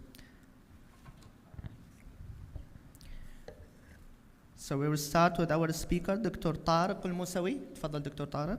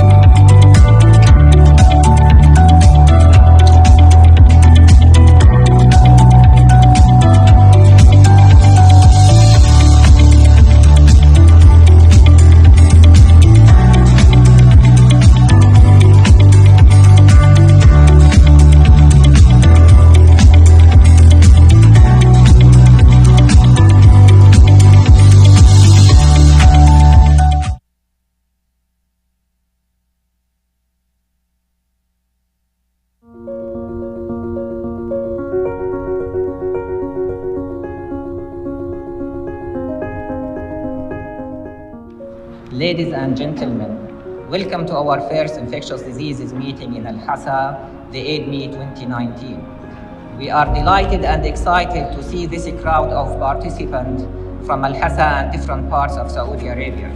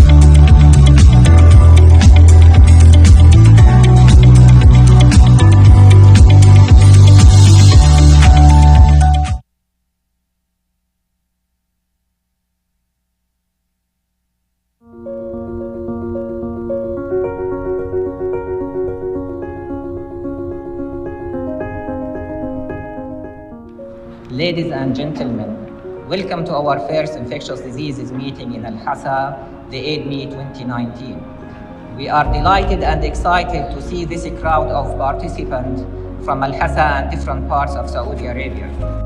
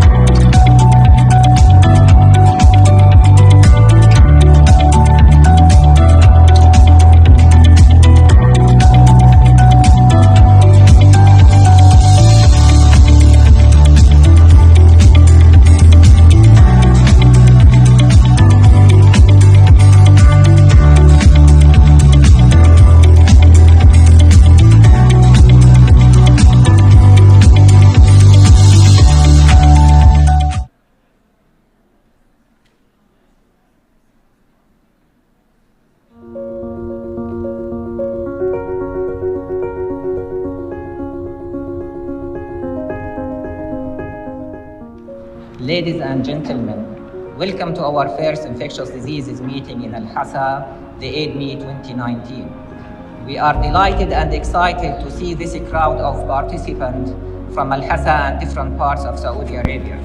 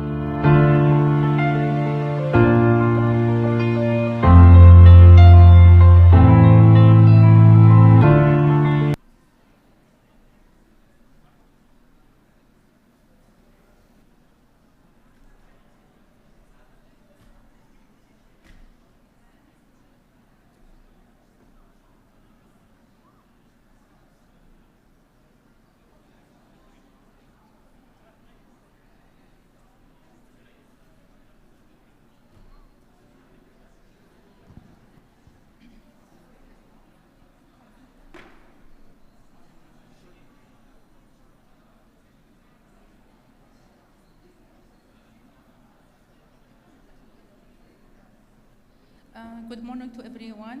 It's my pleasure today to be a moderator in this scientific session on behalf of AL-AHSA Infectious Diseases Meeting ADM and all people behind this program. I would like to extend a most cordial welcome to all of you in the important and extensive second session talking about severe pneumonia. We have three important presentations by our expert doctors and consultants.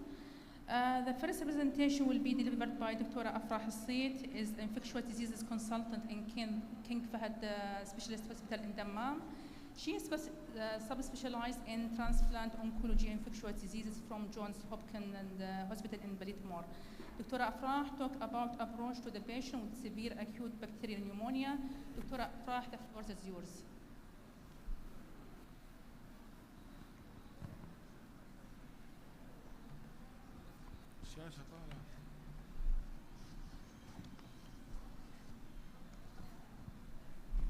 Assalamu alaikum. Salam and good morning. Thank you so much for having me in here. It's amazing to be back in the beautiful city of AL-AHSA among the most beautiful people on earth. Till now, I have not met a Hassawi I don't love. So let's hope it continues that way. My topic for today is approach to severe bacterial pneumonia.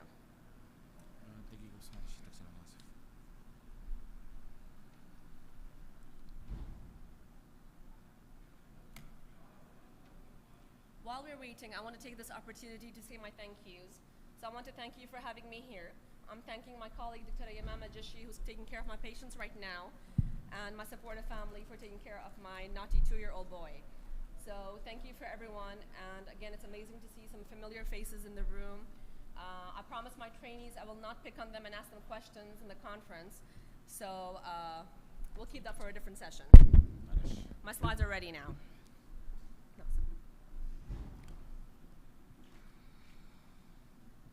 So this is my outline for today. I'm going to bring up a case, talk about host factors, workup, empiric treatments, some drugs, and bugs. My life as an infectious disease doctor is very simple, yet very complicated. All it goes on to summarize in one line is to find the right drug for the right bug for the right duration. And this is what we try to do. So we're grateful to have our ICU colleagues to take care of all the hard work and worry about the pressors, the inotropes, the ventilator. They do all the hard work so we can stay focused on our patients. When it comes to infections in the ICU, you see many different flavors that come to your desk. You see the community-acquired pneumonia, the patient who was outside, who was doing fine, comes in, deteriorates, and gets worse. You see the hospital-acquired pneumonia, the patient who was admitted, and then 48 hours after being in the hospital, they have symptoms of pneumonia. You see the ventilator-associated pneumonia, where the symptoms again start 48 hours after intubation. And then something we should never forget about is the aspiration pneumonia we see very commonly in our stroke patients and those who have seizures, and you keep seeing them again and again, and they tend to sometimes get sick enough to end up in the ICU. And then we see a few special flavors, very rarely, but we do see them, which is the cavitary pneumonia and the necrotizing pneumonia, which are severe complications of pneumonia, and ICU is where we see such patients. So this is how it starts. We have a local infection, and a lot of times you catch this on the patient, a small consolidation on chest x-ray. But then some patients who do not have a fully functional immune system or the capacity to conquer disease, the infection spreads, results in acute respiratory failure. Along with that, we see them progressing from sepsis to severe sepsis and septic shock, resulting in multi-organ failure. We see a lot of changes happening in their body, from hypercoagulation, systemic response, hypotension, hyperperfusion, and then we see patients who are refractory and become unresponsive as well. So again, we do see the spectrum of pneumonia, and we see all this in our day-to-day clinical practice. So the severe pneumonia bundle, again, I know my ICU colleagues focus on this. I'm not going to talk too much, but this is a nice thing to keep in your pocket to teach your juniors to kind of have this package ready to go. So again, you want to have information about the patient's oxygenation, their lactate, fluid resuscitation, oxygenation, and appropriate combination antibiotic therapy. And then if they need ICU admission, you want to get them there as soon as possible. So talking about host factors, I feel it's very important to understand our patient. My healthy 18-year-old basketball player is not the same patient as somebody who has had a bone marrow transplant, or who's having acute graft versus host disease, or who is on multiple immunocompromising agents. And again, where I work in Takhasus al-Dammam, I get to see the entire spectrum of this.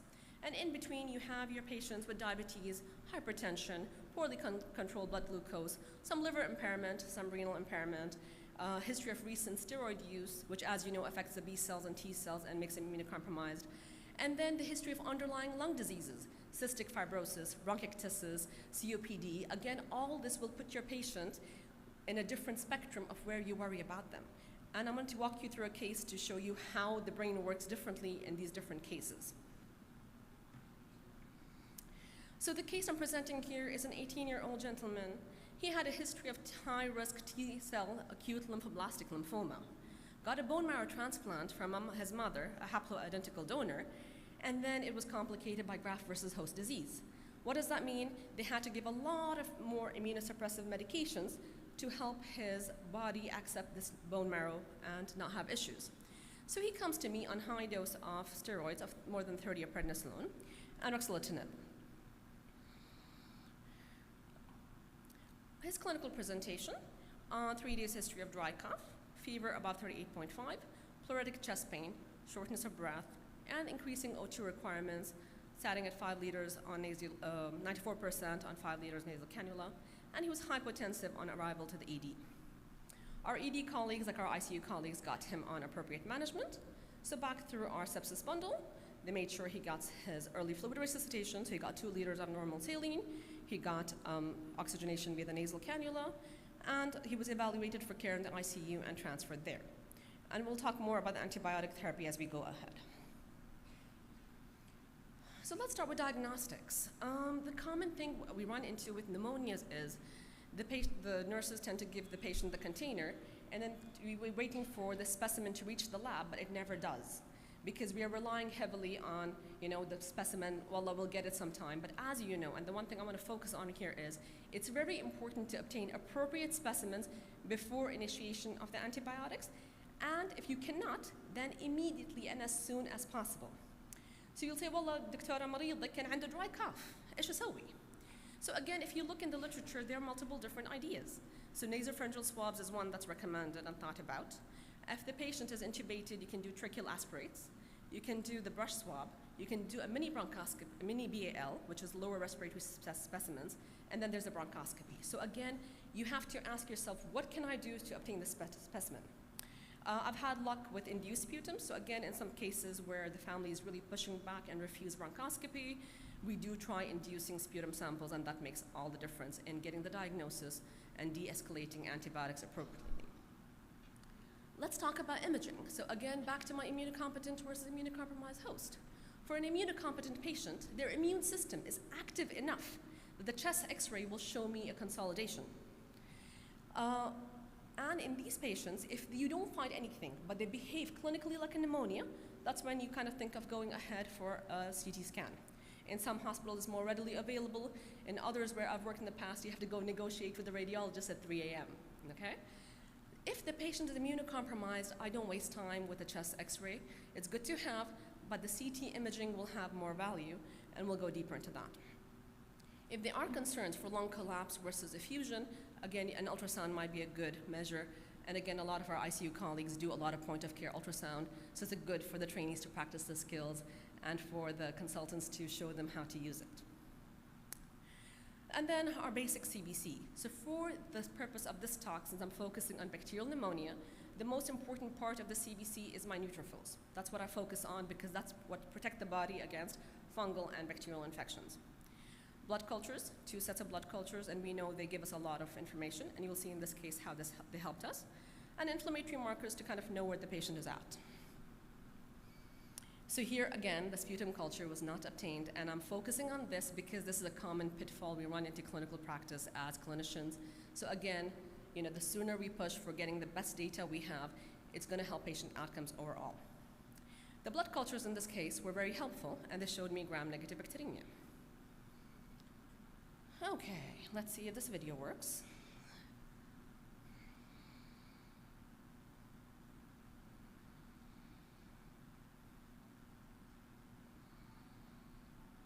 So this is my patient's CT scan. And I'm just showing a few additional cuts to kind of see that it meets criteria for severe pneumonia. And here is a beautiful image from a journal that was published recently, which shows how having a CT scan in the immunocompromised host can help you figure out what's going on. The ground glass opacities are more consistent with PJP or viral. If you see more consolidation, you think more about bacterial. Nodules make you think more about mycobacterial diseases.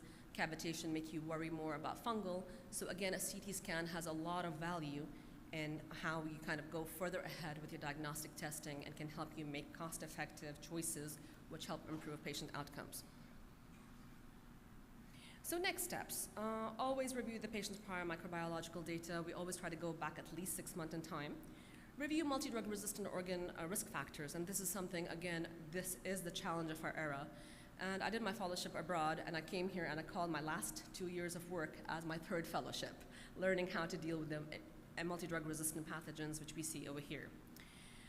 Some hospitals have an antibiogram, and that's very, very valuable, and we'll talk more about that. But it helps you know what your bugs are, and are they resistant or not, and what are the most optimal and best antibiotic choices to use up front.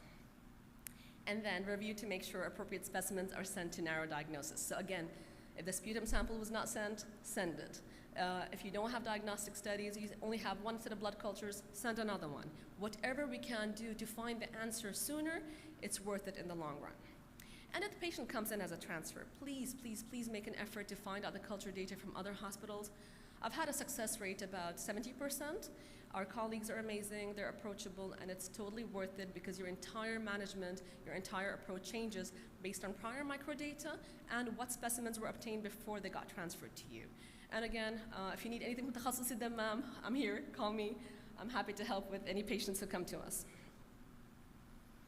Now, differential diagnosis, we always want to keep a broad, a broad approach, infectious versus non-infectious. In infectious, we always think bacterial, viral, fungal, parasitic.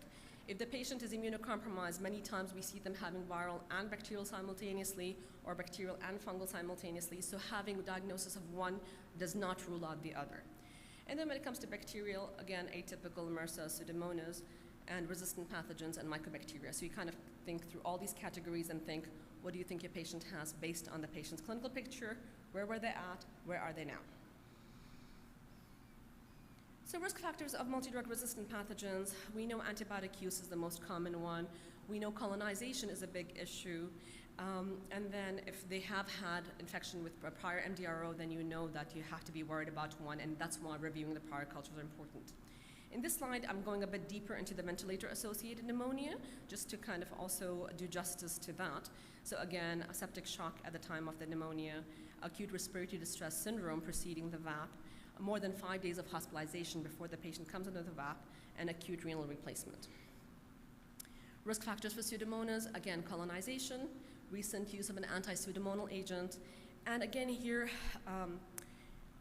the percentage of the gram-negative isolates that are resistant are important to know.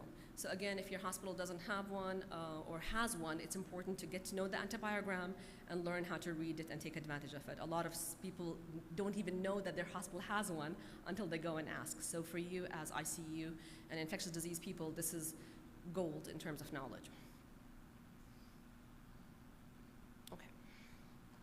And then risk factors for MRSA. So again, if you're treating in a unit where there's more than 10 to 20% of exposure to MRSA.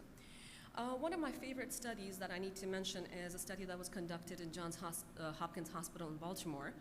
And they took information from 6 ICUs, more than 1,200 patients, and they saw the correlation of the nasal swab for pneumonia in the ICU setting. And they found the negative predictive value of a nasal swab was very high in a setting of low prevalence. So again, knowing the prevalence data of MRSA in your hospital, if you have low prevalence, then you can automatically rely on the nasal swab being negative to take away or not worry about having an anti-MRSA agent. That being said, if your patient is severely acutely ill, again, you want to give them the best treatment and focus on rapid de-escalation. And as we always say, colonization is important to know, so if they're colonized, then you worry more about these bugs. Okay, now time to treat. So, maximum loading doses of all antibiotics.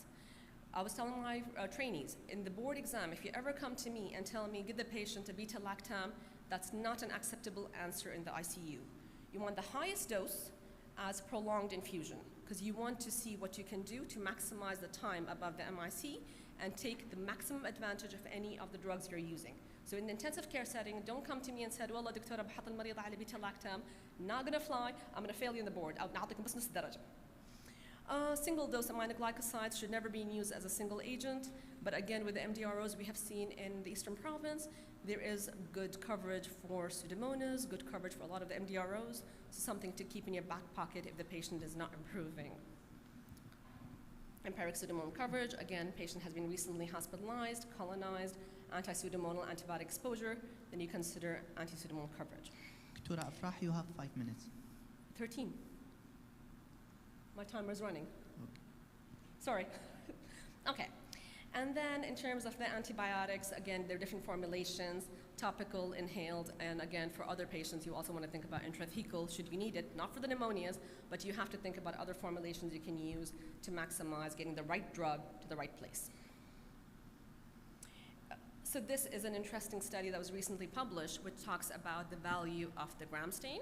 So what they did was they looked at the value of the gram stain, and they found that in the patient population that was having gram stain directed therapy, so they had 206 patients, 103 randomized to each group, and they saw that there were the utilization of anti-pseudomonal agents and anti-staph agents was less than more than 30%. So they were able to decrease inappropriate antibiotic use upfront by getting the gram stain. So again, when I tell you the specimen, the early obtained specimen is very important.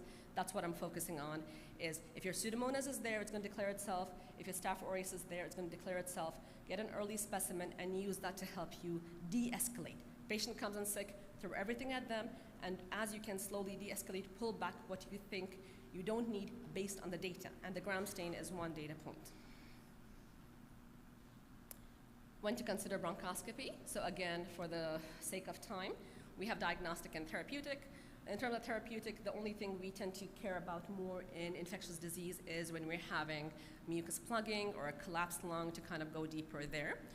When it comes to diagnostic, again, in the immunocompromised patient host, they're a good category. For the immunocompetent, if they're not responding to or having a non-resolving pneumonia, and you think you have good treatment going on and you want to know why else they're not resolving, that is a reason to investigate further.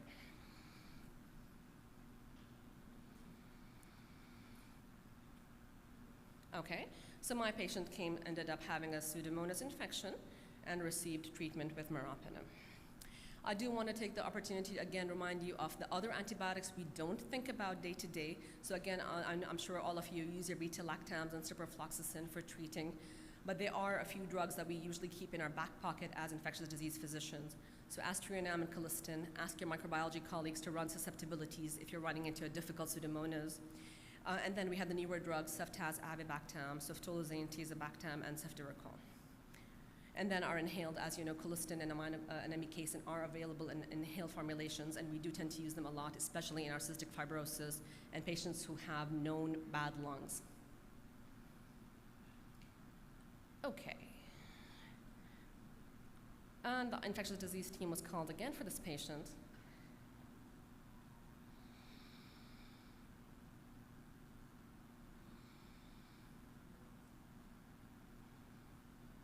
So we saw the initial CT scan, and now you're seeing the second one. And so what we're seeing here is cavitary lung lesions. Oh, wow. Now, I should tell you that before the patient came in, he was on an antifungal, he was on voriconazole, and he was on an antiviral. So at least we think we can, for the sake of this talk, put those two aside. So here we think this patient had a necrotizing pneumonia, which progressed into a cavitary pneumonia. And again, the patient's immunocompromised, so again, I have a wide net.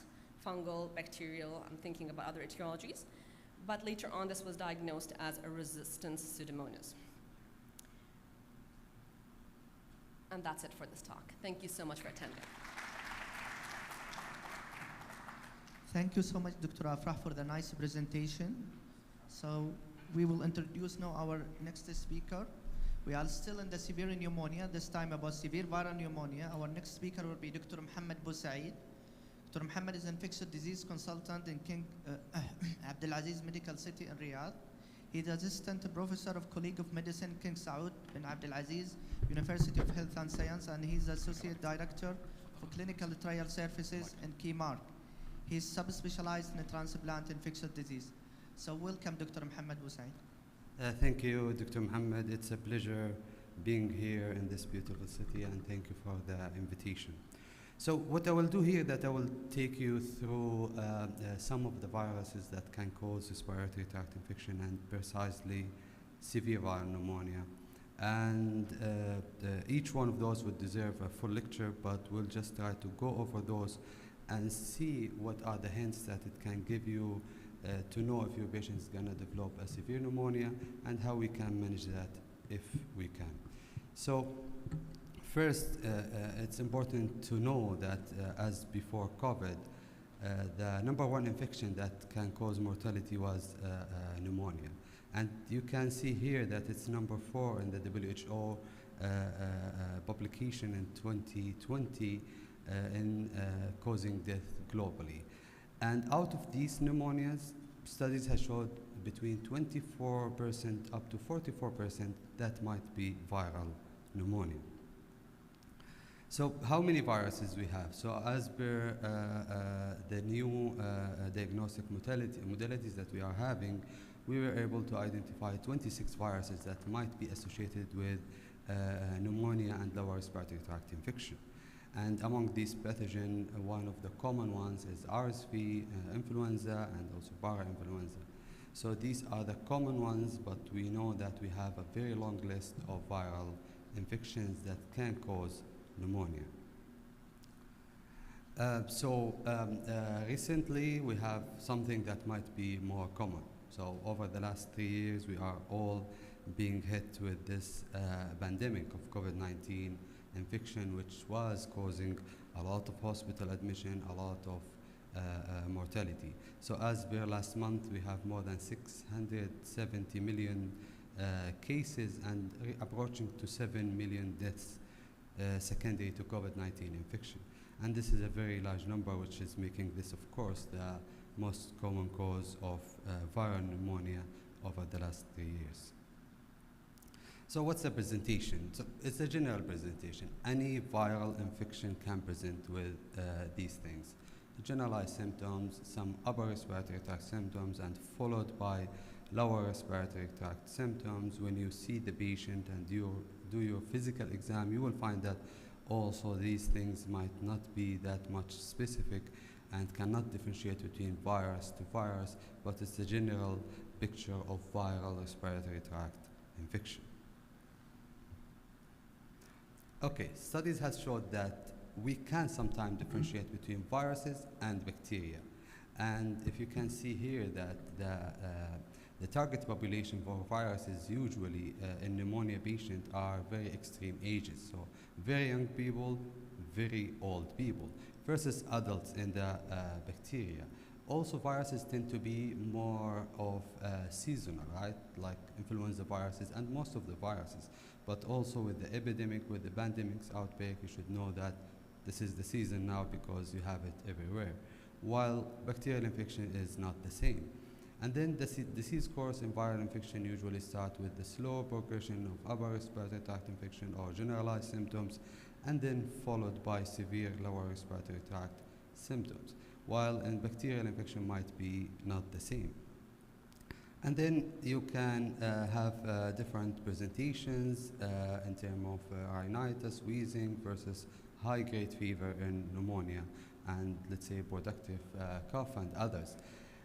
Also the labs can help you. So low lymphocyte, low leukocyte, and then not very high CRP and poor calcitonin might be a trigger for you to know that this pneumonia is most likely viral pneumonia rather than bacterial pneumonia.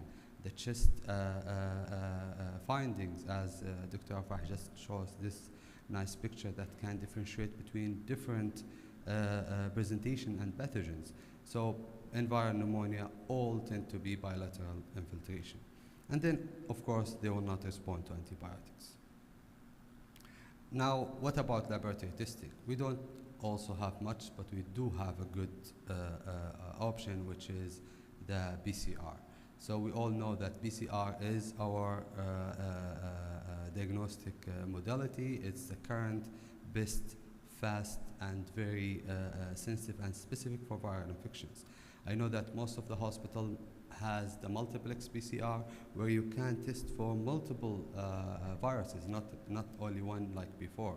So you can go through all viruses, test them all through a nasopharyngeal swab, or sometimes we go in the ICU and take deep aspiration and send it for PCR as well. And that does have a higher yield in some studies.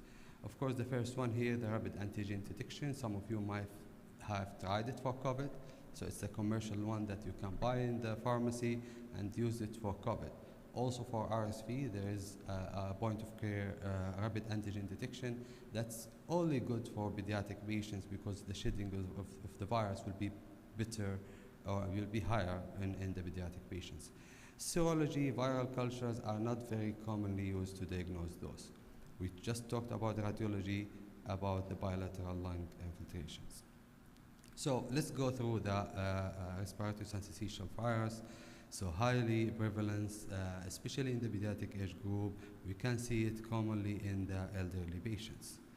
It does cause severe disease. So in very young patients, infants less than 6 months, premature people, children with chronic lung diseases, or children with primary immune deficiency, people, or also pediatric patients with neuromuscular disorders. So those might have severe RSV, but in general, RSV in pediatrics is not causing a severe disease.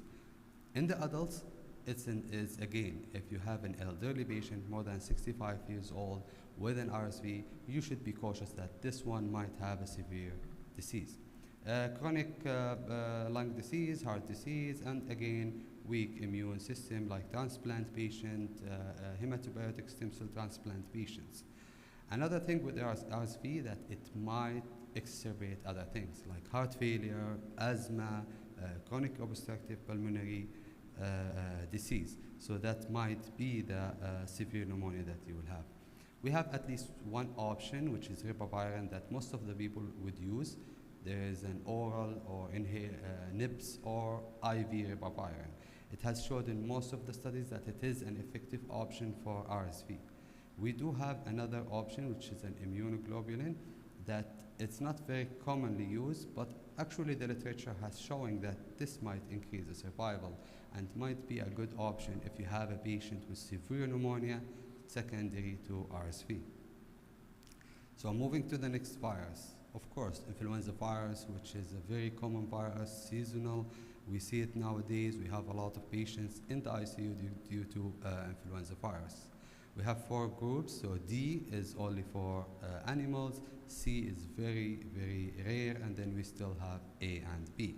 So the severe pneumonia can lead to 6 to 29% mortality. So we do see a lot of patients with severe influenza pneumonia, especially nowadays for a reason or another. RSV and influenza has been very severe, not as usual. So there are different pathways to causing pneumonia, like primary influenza pneumonia, or causing a co-infection with another bacteria, or if the patient is really immunocompromised, and then again, if the patient is asthmatic or COPD patient, this might be the scenario to trigger the pneumonia. We have antiviral therapy for influenza, but we are not using amantadine as before due to resistance to the virus, but we have at least 3 antiviral.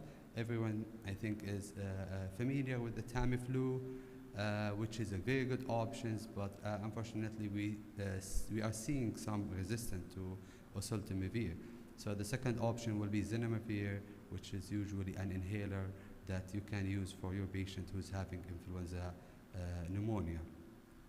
So a study has confirmed that the efficacy of antivirals, as usual, should be early. So if you give it as early as possible, that will give you the best efficacy of this medication.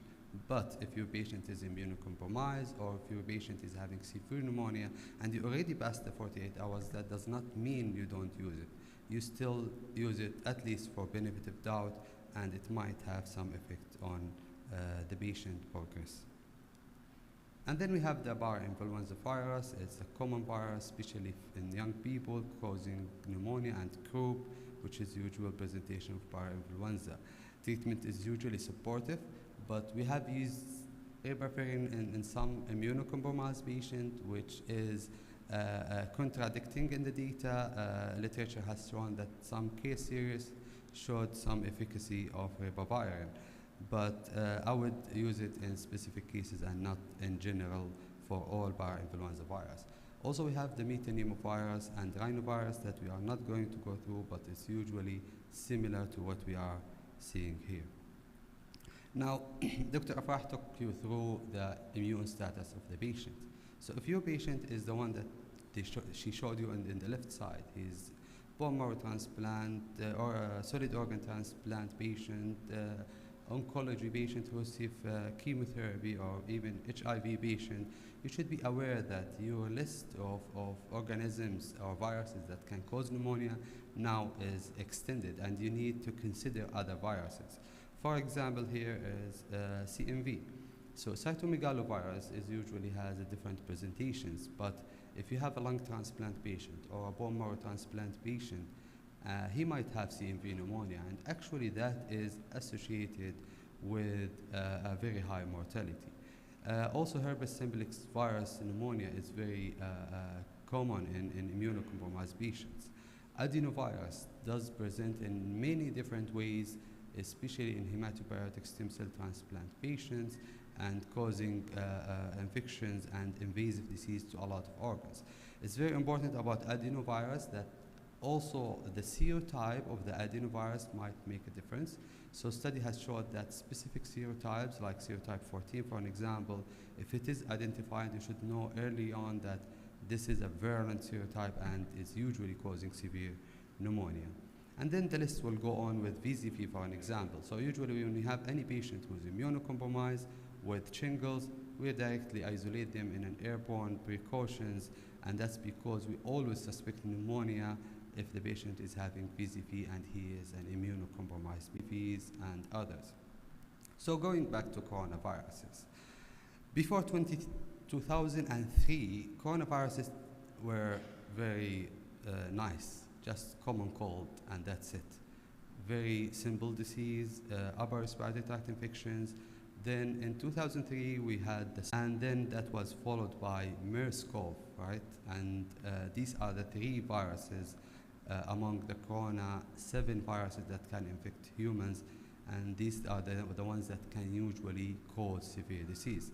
So MERS-CoV that we had it here endemic in Saudi Arabia and in the Middle East in general, and it does have a higher mortality rate than the others. Also we have the SARS-CoV, which we are not seeing much cases of that, with around 10% mortality rate. And then COVID-19, where the mortality rate is low, but it does depend on the hospital and the institution, because if you have a very good ICU and very good supportive care, the mortality of COVID-19 usually goes down, but it is more than this in other countries. So what's the situation of MERS-CoV? Are we still seeing MERS-CoV? And the answer is yes. So as of last year, in 2022, we had at least 6 reported cases to the WHO. 3 of those were here in Saudi Arabia. All were primary cases. Some had contact with camels. The outcome was favorable in most of those. So the message here that it is still around. We do still see MERS cases. And as of that, we have around 2,600 cases in total, and good number of those have been died due to MERS-CoV. And it reached up to 27 countries where they had exportation, or they had some cases with MERS-CoV. So do we have any approved antiviral for MERS? We don't have any FDA approved antivirals to use for MERS-CoV. We had a lot of proposed medication, proposed way to treat MERS-CoV, but fortunately we had an effective medication that has been shown to decrease the mortality with MERS-CoV cases. So a combination of interferon beta 1b with Kaletra has shown that 90 days mortality will go down significantly compared to placebo. And if you can see here in the one in the right side, that if you give it early on, less than 7 days, that's the best effect of this medication. So again, earlier is better in antivirals. And this is the only medication that we are currently having to treat MERS-CoV infections. What about vaccines? So currently we have at least 3 candidates for vaccination for MERS-CoV. All are still on clinical trial phase 2 level, and the primary target, of course, is the glycoprotein S1 subunit. We had the chance to share this exercise and trying to find a MERS-CoV vaccine that can be an option for our patients. And we had a phase 1 clinical trial done in National Guard, and we were trying to know if this vaccine is effective and safe. So it has showed that it is safe, and it does show a good immunogenicity in these volunteers who participated in this phase 1 clinical trial. This was done with collaboration with the University of Oxford, and it is the similar way of manufacturing the COVID vaccine from AstraZeneca. So it's a similar one, but here in MERS-CoV. So hopefully we can have soon a vaccine that's approved for MERS-CoV that will help us to vaccinate either high-risk people, or in case if we had any other outbreaks with MERS-CoV, it will be very helpful. COVID-19. So again, are we still seeing COVID-19? Yes. So I just checked yesterday, and I think we had around 67 cases reported here in the kingdom.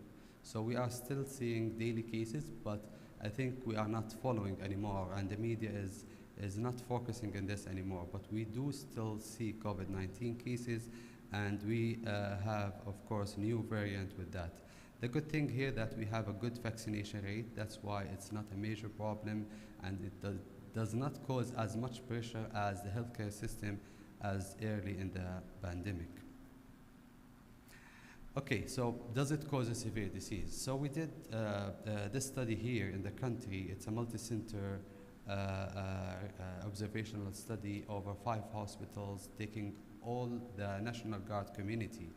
And we studied the first 2 years of COVID-19. We had more than 35,000 patients included in this study. And we found that, if you can see here, the extreme ages, 70 years and more, are high risk to be hospitalized secondary to COVID-19.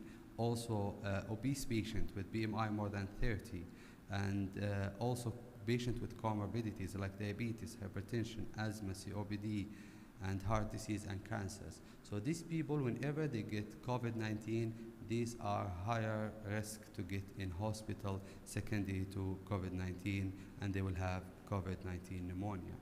And what are the predictors for in-hospital mortality? So if they get in hospital, elderly patient more than 70 years old, ischemic heart disease, if they went to ICU, that's a higher risk for mortality. Also, high CRP, high D-dimer, and low lymphocytes are higher risk for mortality. High neutrophils might be related sometimes to co-infections with bacteria, and then abnormal procalcitonin. All of these are a higher risk for your patient to get to die, at least in hospital, unfortunately. Now, we try to find a cutoff. So where you should be worried that this patient is a higher risk. So if the patient aged more than 64 is the highest sensitive and specific predictor to know if your patient is going to have a higher mortality. Also, CRP more than 72, D-dimer more than 1,125, very low lymphocyte lower than 1.1, or neutrophil higher than 5.7, and then also procalcitonin, the cutoff is 0.18. So this cutoff might help to know if your patient is at higher risk. So what about the management? So I think we are all aware about all of these repurposing of medication that existed early in the pandemic, and we wanted to use it for COVID-19. Many of those, or most of those actually, did not show any efficacy. Nowadays, we have an updated COVID-19 management by the NIH, by the WHO, and it's good that they usually update it almost monthly. So for our patient group, which is severe pneumonia with COVID-19, we do have an option if the patient is hospitalized but not yet requiring oxygen, which is remdesivir, but they also recommend against using steroid in these patients. So if your patient is not requiring oxygen, you should not use steroid. But if your patient started requiring oxygen, that's the time where steroid comes in as one of the options with remdesivir to treat this patient. BO, baricitinib, or tocilizumab are an option, and we usually want to limit those two if your patient is rapidly progressing. If the requirement of oxygens are getting higher and higher very quickly, that means you might consider this option. If the patient is in the ICU still on non-invasive ventilation, it's the 3 immunosuppressant, and remdesivir here is still an option. But it's not an option anymore if the patient is intubated. So if the patient is intubated or on ECMO, it's again Mohammed, you have 5 minutes. Sure. You have dexamethasone and baricitinib, and you have dexamethasone and tocilizumab. And if you don't have these additions, dexamethasone alone will be your option. So it's almost not changing over the last maybe 6 months, but at least this is what we have, and we know it is effective as per the clinical trials. So what about prevention? So it is recommended. Again, I think most of us did not take the booster yet, but it is recommended if your last dose of COVID vaccine was more than 2 months, that you should take a booster vaccine. The current available booster vaccine is bivalent, which is the wild type, the naive virus, and then they added one of the new variant, which is Omicron. And also for children, Moderna had done a clinical trial, so it is an option to give a booster. One of the options for prevention, which is EvuShield. So we have been using EvuShield over the last few months, and it seems a good option because we don't know if our immunocompromised patient is going to respond to vaccine. And most of the studies have showed that organ transplant patients and hematopoietic stem cell transplant patients do not respond to vaccine. That's why we were considering EvuShield.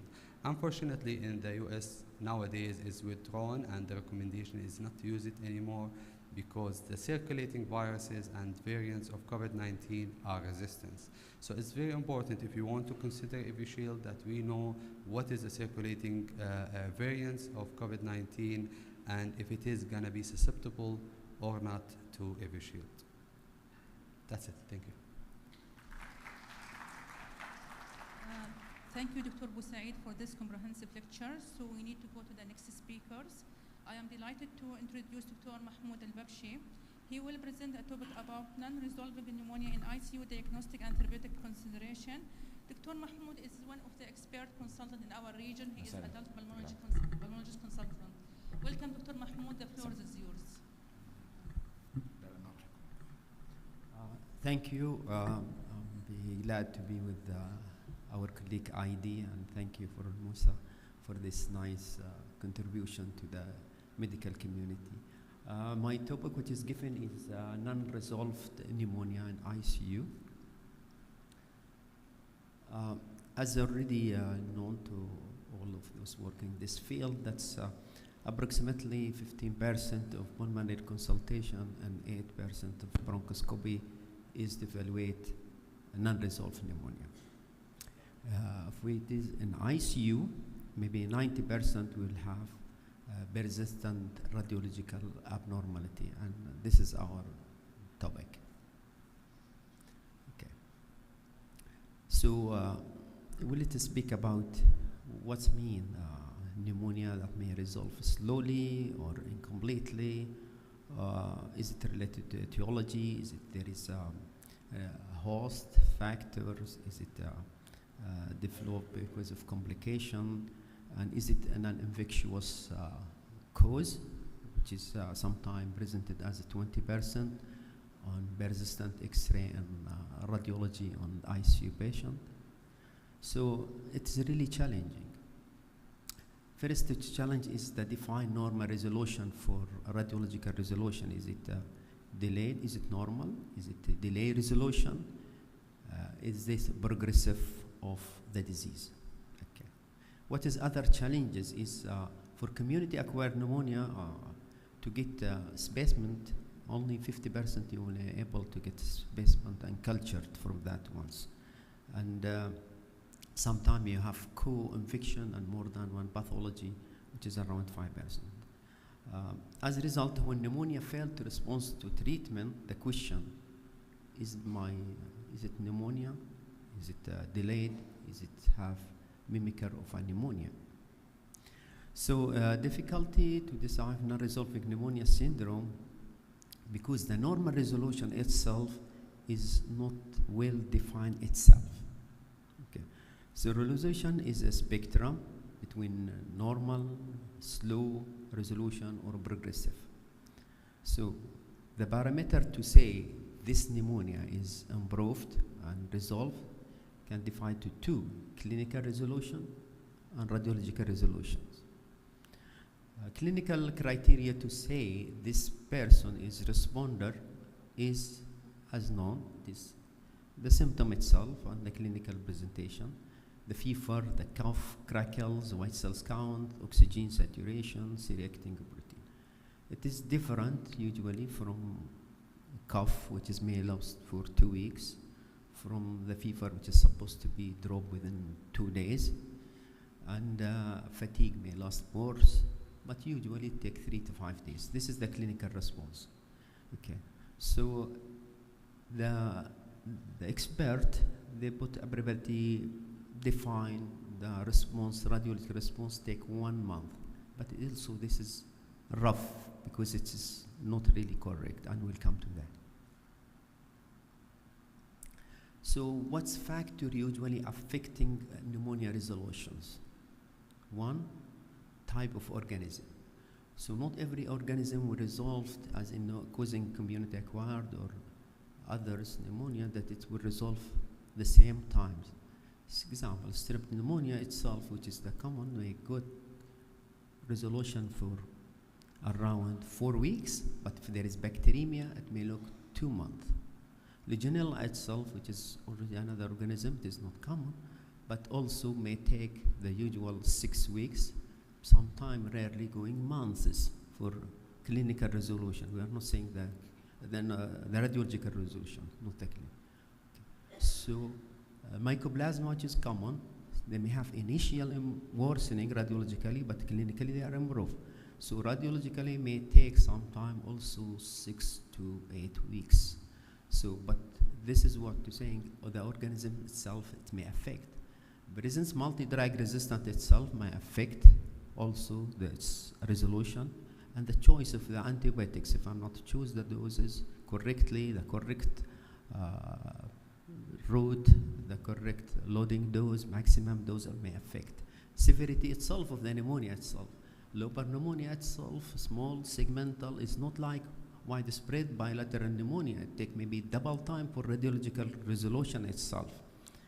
Okay, the other challenges are treating pneumonia as a community acquired pneumonia and end up with is tuberculosis. So I'm not giving the correct antibiotics, it will be not resolve itself. If I'm treating with antibiotics, it's fungal, another one. Actinomycosis, this unusual, it may affecting. Other factors which is affecting age, extreme age like elderly people, it's not like the second, more 50 and less than 50, it may affect maybe double the radiological resolution, which is affecting. This should come in our mind also. Comorbidity like COPD, heart failure, renal failure also will affect, is this patient resolved in the proper timing or should be slower than the others? Immune status of the patient itself, is it immune competent, immune depressed? It may affect the radiological resolution. Should be kept in our mind when assessing radiologically on this patient. What is this patient? This is example here. We're giving for COPD, they may have impaired cough, mucociliary, alcohol, they have aspiration. Neurological disease, also the aspiration, but same thing affecting neutrophilic function, heart failure because of the edema itself, the affecting CKD, have hypocomplementemia, macrophage affecting neutrophil, malignancy, the same thing with immune deficiency. They may have cellular or humoral deficiency and may have affecting the resolution. Okay, as we're saying, this is when we are dealing with the patient who they say is normal resolution, is it slow resolution? Let's go on mind. Progressive, it is clearly clinically worsening, radiological worsening. This is easy, but when we say he is clinically resolved, starting to resolve, but radiologically expected to resolve, okay, with that back in mind in our patient. But sometimes, as we see in ICU, 20% of the cases we are dealing is really non-infectious cause. What can be making as obesity, it's like pneumonia, but it's not pneumonia. Maybe we are dealing with the cancer patients, post-obstructive pneumonia. We have something called carcinomatous like abscess, which is coming with elderly people. It is rapid onset. but they have no systemic inflammatory reaction, which is give you clue. This is we are dealing maybe malignant abscess. Bronchoalveolar cell carcinoma may present as pneumonia, but is radiologically, but really it is not pneumonia, it is a cancer. Lymphoma, maybe are dealing with immunological diseases like vasculitis. They may present as presentation in the lung as presentation can be Wegener, can be diffuse alveolar hemorrhage, organizing pneumonias, acute eosinophilic pneumonia, chronic eosinophilic pneumonia, acute interstitial pneumonia. These are codes. So drug toxicity itself, it may give you as presenting on the lung as obesity. So all this should come as differential diagnosis for patient with non-resolved pneumonia. So what about ICU, which is the main topic of this lecture? Okay, and when we have get patient with lung obesity in the ICU, we think what we have. Do we have non-resolved pneumonia? Do we have other differential, which is we'll speak about more? And what is our easy tool to tell us about our patient is usually the chest X-ray, which is easy, it is portable, quickly be done, quickly interpretation. But we have limitation for that one. When we get ICU, chest X-ray. Why? Because patients are sleeping or semi-supine, so there is will affect the quality of the X-ray. Patient will be rotated. If this is supine, the lung volume decreased, and the patient may be a portable magnification on the sharpness of the image will be affected. So, so our main tool, we have limitation with it. So what common things that may present with lung obesity in ICU? So it can be pneumonia itself, and we'll speak about that. Can be, but most common is atelectatic. With mucus plugging will cause a lung collapse. We have aspiration. We have pulmonary edema, pleural disease, and we have heterogenic complication. As we know in ICU, there is a lot of intervention, so you will have a complication. Maybe my patient had ARDS or lung hemorrhage. So we'll take one by one quickly. So atelectasis. So atelectasis is a common presenting lung obesity in ICU. It can happen entire lobe affected, can be segmental, or the whole lung will be collapsed. Okay. They have different mechanism, but the patient clue, the radiological clue here is there is interlobar, the fissure itself will be shifted. Why? Because the lung volume will decrease, crowdedness of the bronchi, crowdedness of the vessels, elevated diaphragm. So this is the clue that what you are dealing with is atelectasis than pneumonia. Presence of bronchogram itself is not a factor because can be seen in both.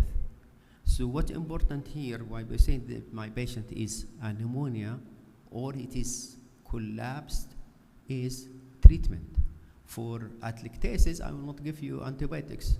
I will try to see why. If he has mucus plug, remove it. Probably sometime you may end up more invasive to have bronchoscope. Sometimes I have CT scan with contrast, which is showing almost a clue for that one, especially if I go contrast. The contrast one will show more to have atelectasis than pneumonia. But the same thing, the crowdedness of the vessels, decrease the volume, and we will have also sometimes to know the location of the where is the atelectasis may help you to further management. So we'll give you example. This X-ray will show. This it's clearly you can see the arrow. This is bilateral obesity. This is not pneumonia. This is atelectasis. Why? Because the bronchi and the vessel become crowded. So this, as we see, another X-ray, the same thing. In the arrow, you can see there is infiltrate. With that infiltrate, it is atelectasis. You can appreciate on the CT scan. You can, it's not clear. Okay, you can see there is bilateral obesity, triangular obesity, basal. That is most common. You can see atelectasis more on the basal, which is seeing in ICU, because they are sleeping supine. This is expected from that one. Okay, compared to this, you can see sometimes all the lobe will be collapsed in the right upper lobe. You can see the upper part, the upper lobe collapsed here, and you can see the fissure itself raised up. This is give you very good clue. I'm dealing with not pneumonia. This is a collapse. And you can appreciate here when you have mucus plug here and on the main airway, and the whole lung will be collapsed. This will give you clue because you can see it here, and you can appreciate it when do CT scan, and you can see the mucus plug and the secretion here. And the lung volume, you see the lung is sandwiched because decrease. It is taking contrast and also surrounded by effusion. And you can appreciate in this CT scan, interestingly, you can appreciate the difference between the pneumonia and atelectasis. When the CT scan, you can see the CT scan which is showing more contrast seen taken by the atelectasis rather than in pneumonia itself. So this patient had both. Yes, both as basal, maybe in the right side, maybe aspirated, but the left side, it is also common to see atelectasis in the basal. This patient had bilateral pleural effusion. Okay, we have another common pathology in the ICU is the aspiration. Why the person aspirated in ICU? It's clearly because they are sedated, they are sleeping, they have they are sometimes coming with head injuries and others, so this patient decreased living because they have risk to aspirate. We call it syndrome for aspiration syndrome, because not everything is aspiration pneumonia. We have aspiration pneumonitis, and the content of what you aspirate, it is sometimes define your outcome.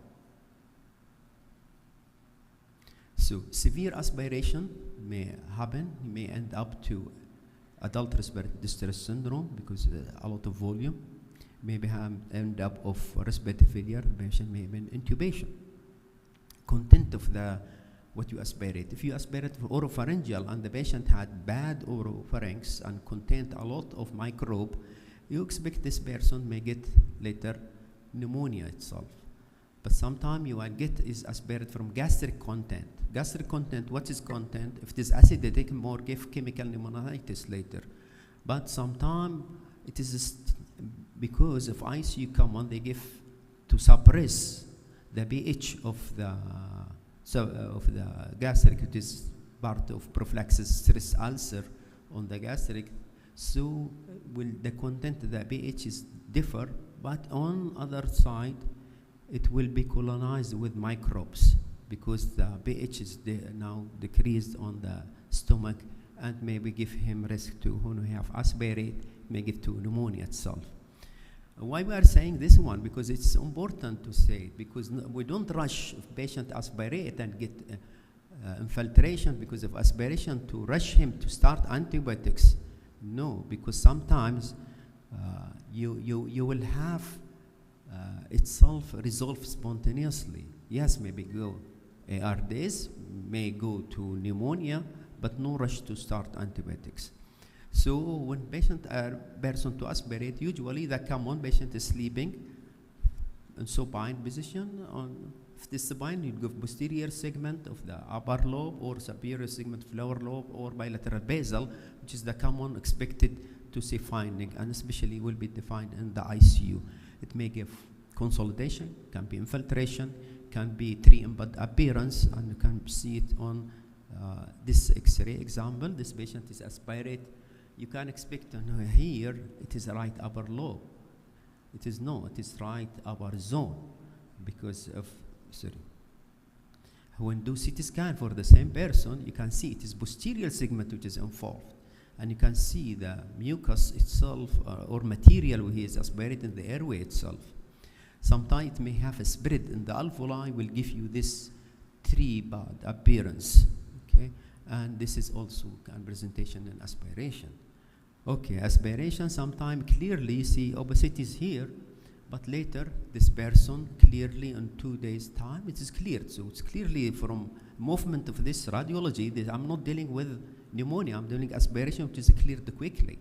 This is why we say don't rush to start antibiotics in aspiration. Okay, this is subject already touched, but pneumonia, yes, person may present with obesity in ICU, which is pneumonia. Can present as community-acquired pneumonia, ventilator-associated pneumonia, which can be common on the ICU. So the person may have patchy obesity, can bilateral, which many times the presentations of pneumonia radiologically in ICU like non-ICU. But don't mistake them with aspiration or atelectasis. So CT scan may give you clue if you are not know or 5 sometimes. minutes more. Okay.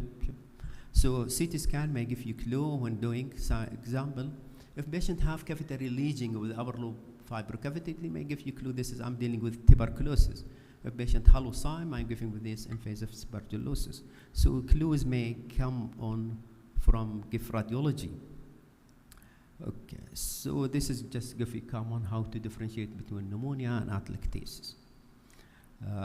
Usually the main things, as we say, shifting of mediastinum, fissure shifting on others. Okay. Pulmonary edema can be another clue for can be presented as obesity, and it's clue. I think this quickly somebody can pick that patient have pulmonary edema, but sometimes really difficult, especially in ICU setting and improper radiological limitation as we are speaking about. But patient may have sudden symptoms, shortness of breath, tachycardia, and the patient may have clue that he is underlying cardiac disease. Pleural effusion may presentation. This is patient can be having that increased hydrostatic like in heart failure, increased permeability like drugs on high altitude, or increased permeability like ARDS with diffuse alveolar damage, or can be mixed like neurogenic edema. So the radiologically can be easy. You can see with redistribution on the pulmonary wedge pressure more than 13, on reach 25 you have the careless and cupping, and when we have stage 3, which is more than 25, you will see the alveolar infiltrate. So this patient interstitial changes, you can see it's clearly the common midline bilateral bat wing appearance. And you can see some example, which is sometime acute mitral regurg give you localized obesity, and that it is pulmonary edema localized, it's not pneumonia. Sometimes if you have COPD, they have different heterogeneity of the infiltrate because distribution of the mismatching between the ventilation and presence of emphysema give you pictures like this one, and you thought it is pneumonia, it is just pulmonary edema in a specific population. Okay, this is how to give you clue. When I'm had bilateral infiltration, in 2 days times or less than, now the X-ray is cleared. That is clearly, I'm not dealing with pneumonia, I'm dealing with pulmonary edema, which is fluid movement. Okay. I'll just skip quickly because they are rushing. So we have other differential diagnosis, ARDS. ARDS can be clearly either caused from the lung itself or extrapulmonary. Extrapulmonary, we have more diffuse distribution. If it is from pulmonary, it is more unilateral distribution. When they have RDS, it's bilateral. From Berlin defining, it is acute, having 1 week. The wedge pressure should be normal. And we have bilateral obesity and patient hypoxemic. Okay, so we have three stages: exudative, proliferative, fibrotic stage, and patient may have seen, like this patient, early infiltration, quickly have bilateral, so maybe have later to stay in ICU and alive, he become fibrotic. This is again just showing the similar picture on CT scan. You can see bilateral infiltration. When he is alive, later he become fibrotic. Patient may present with pulmonary hemorrhage, especially in ICU, and will give you bilateral infiltration, which is maybe difficult to say. Is I'm dealing with this pneumonia or doing with something else? What's the clue? Rapid onset, drop of hemoglobin, risk person. What is the risk patient? Maybe he is taking thrombolytic agent in the ICU for any reason. Maybe he has had pulmonary edema, or he had even sometimes infection itself going hemorrhage. So if we have patient may present with hemoptysis. If you have doubt, because the CT scan they call differentiating, but sometimes clue from the previous history may give you clue. Example, this person had Wegener, had cavitary lesion in the previous CT scan or patient X-ray, upper airway involvement, maybe had ghost posture, maybe had clue that he has systemic lupus with the pleurisy itself, tracheal stress, or the patient had pulmonary hypertension. Interesting and informative talk. We come to the question and the answer button. It's one slide, okay. Okay, this is pulmonary embolism, rarely showing wedge-shaped thrombosis, don't mistake it pneumonia. So, pleural effusion may show also as infiltrate. It's a big subject, sorry, I tried to cover. So the clue that you will get is take the previous X-ray, take the note, take good history. It may give you clue. So if we are stuck with this one, take the risk factor. Is my patient had slowly progressive or proper progressive? If this is yes, expected with the risk factor, he is doing fine, so continue management and observe. If your person, no, I think something else happening, do other tool, go history, go previous radiology, go to the lab. If your lab showing diagnostic appear, modify your treatment. If there is infiltrate and you will by diagnosis say, I get the diagnosis, yes. Sometimes I end up to do bronchoscopy or lung biopsies. Sometimes do bronchoalveolar lavage, I'll get male key shape, so alveolar proteinosis. If patient get blood, this is pulmonary hemorrhage. Sometimes we'll think the mass, I will take biopsy. Maybe I'll get eosinophilia, we can speak about acute eosinophilic pneumonia or chronic eosinophilic pneumonia. So biopsy may be mandated, sometimes will help by bronchoscopy, or sometimes you will end up to do wedge biopsy. Thank you, I finished in this one. I'm waiting for a question if there is a question later. Thank you for your listening. Thank you, Dr. Mahmoud. And now it's a time for the question and answer panel. We have actually a time for 3 questions. Now I'm invited all the speakers to come to the stage.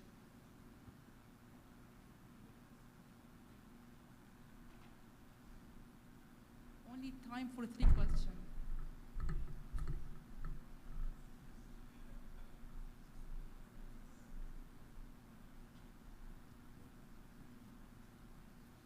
So let's start if anybody have questions.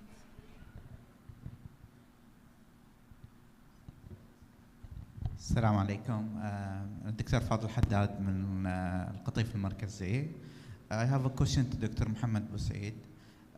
My question is about the current status of vaccination with the new bivalent vaccine in Saudi Arabia.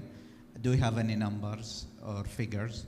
And the current or predominant circulating strain in Saudi Arabia of COVID and the current outcome. Especially that now we're suffering from what's called vaccination fatigue. Yeah. So for the bivalent, we started, at least in National Guard, we started using the bivalent vaccine. As we know also the Ministry of Health, is it working? Yeah, okay. So also the Ministry of Health has started a couple of months ago using the booster vaccine with the bivalent. We don't have any numbers as far as I know, but it is currently available. The issue now that it is optional, it's not mandatory as before, so that's why maybe we are not expecting a high number like we had in the first and the second and the third dose of the COVID vaccine. Regarding your second part of the question, the circulating variant. So that's a very good question. That's why we don't know what's the current circulating variant in the kingdom. But if you go to the WHO, they will tell you what variants are available in every country. But they will not tell you what's the common one, what's the most circulating. So based on that, sometimes you cannot make a decision in regard, for an example, for the pre-exposure prophylaxis with Evishield, if that's what you are thinking of for the circulating variants.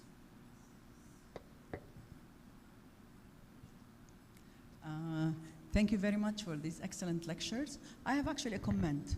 I just wanted to say that with pneumonia, most of the time, actually, not most of the time, good number of time we're not winning.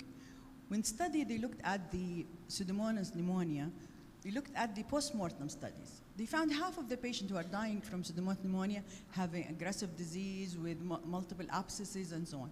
And the other half were dying from severe inflammatory reaction.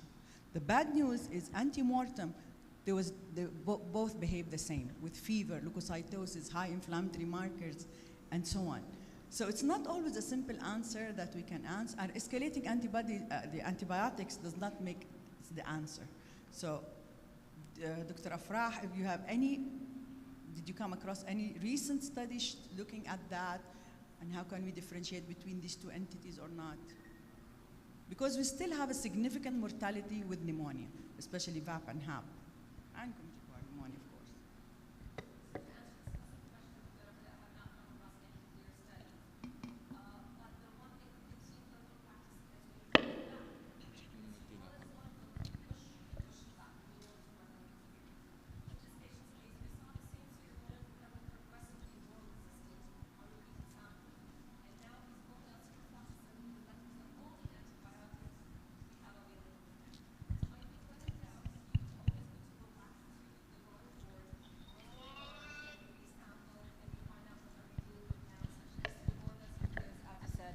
Is a big issue, and it does tend to get progressively resistant over time, and source control in these pneumonia syndromes is hard to obtain because we may have missed between the two images a place where he may have the active necrosis or an abscess happening, and source control was not obtained because we didn't have the data, and he clinically looked well because the antibiotic he was on was partially suppressing and controlling the disease.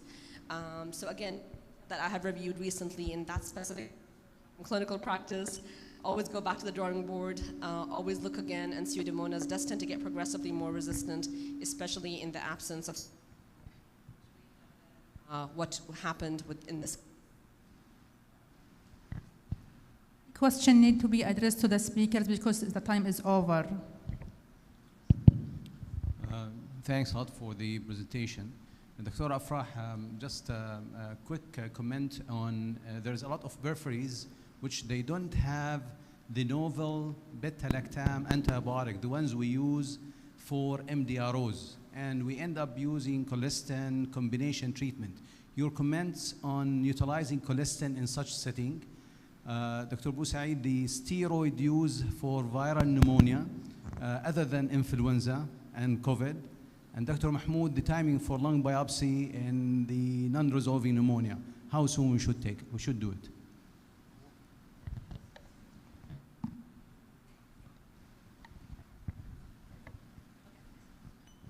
So in the era of MDRO pathogen, as I mentioned in page one, Pseudomonas that is resistant to everything, and we are forced to use colistin as our last line because nothing else is susceptible. So again, whatever you can go, which is the highest dose that's safe for the patient. I never believe in alone, always like combining it with a beta-lactam. I look at the cutoff for the MIC. So if I am in the early stages of resistance for a beta-lactam, then again, high dose, time above the MIC to maximize whatever I can get in for anti-Pseudomonas. So again, are my colleagues or a lot do have meropenem, and then you can see the cutoff might be 8 and you may be successful. So again, in real life, real practice, I have had good success with high dose, time above the MIC, with combination therapy with colistin. And again, we are looking into a study with colistin monotherapy, and there's more data that might be sufficient. But again, it depends together. In the immune-compromised host, the patient's immune system is not doing anything. The absence of the inflammation that Dr. Huda mentioned may actually be a blessing. So again, all these are small factors to take into consideration for each individual. Okay, so regarding the COVID, the environment, that's a very good question. We do have a lot of discussion with you guys in the ICU and with our colleagues in hematology or organ transplant. Whenever we have a patient who's having, and I can can see, so for the studies that was done for COVID-19, it was beneficial in some population, but it was harmful in the other side for people who did not require oxygen. So I think what we need here is something to regulate such a use of a good medication like steroid. We used, for an example, IL-6 in COVID-19. It was a good marker. CRP can be a replacement, for an example. So I think it is an option. We might use it in specific cases. We might use corticosteroid in other viral infections if it is severe, if the progression is suggestive of a cytokine storm or something like that. But I think we still need something to regulate that, something to help us know when is the best time to start steroid in these patients. Thank you for your question. First, you should define, is it ICU patient or non-ICU patient? Okay. For somebody like a non-ICU patient and you have non-resolved pneumonia, as we said, we'll go with the strategy of the previous lab, previous radiology, go back to the history. And from that, we can put your own differential diagnosis for this one. Really, I did dealing with non-infectious. If non-infectious, it is man presenting for me, I will go early to get a tissue as early as much, because it can be a missing bad disease like a cancer or lymphoma or vasculitis, which should be promptly to be treated. In the ICU, the same scenario. If the patient is not doing fine in ICU, unexpected now, I'm ruling out MDRs, other pathology as a pneumonia. Also, because the time here is highly sensitive, you should get your diagnosis. Example, if this patient I'm dealing with acute interstitial pneumonia, which is bilateral infiltration with spaghetti failure, and I just prompt him with antibiotics, never will survive. Almost you will write certified death. So early, just get tissue and say this, my patient is acute interstitial pneumonia, prompt him with the steroid, in hoping that he will respond also. I hope I answered. Ladies and gentlemen, finally we come to the end part of our session. We would like to say thanks again to the presenters for informative and interesting talk, and to the audience for the active participation.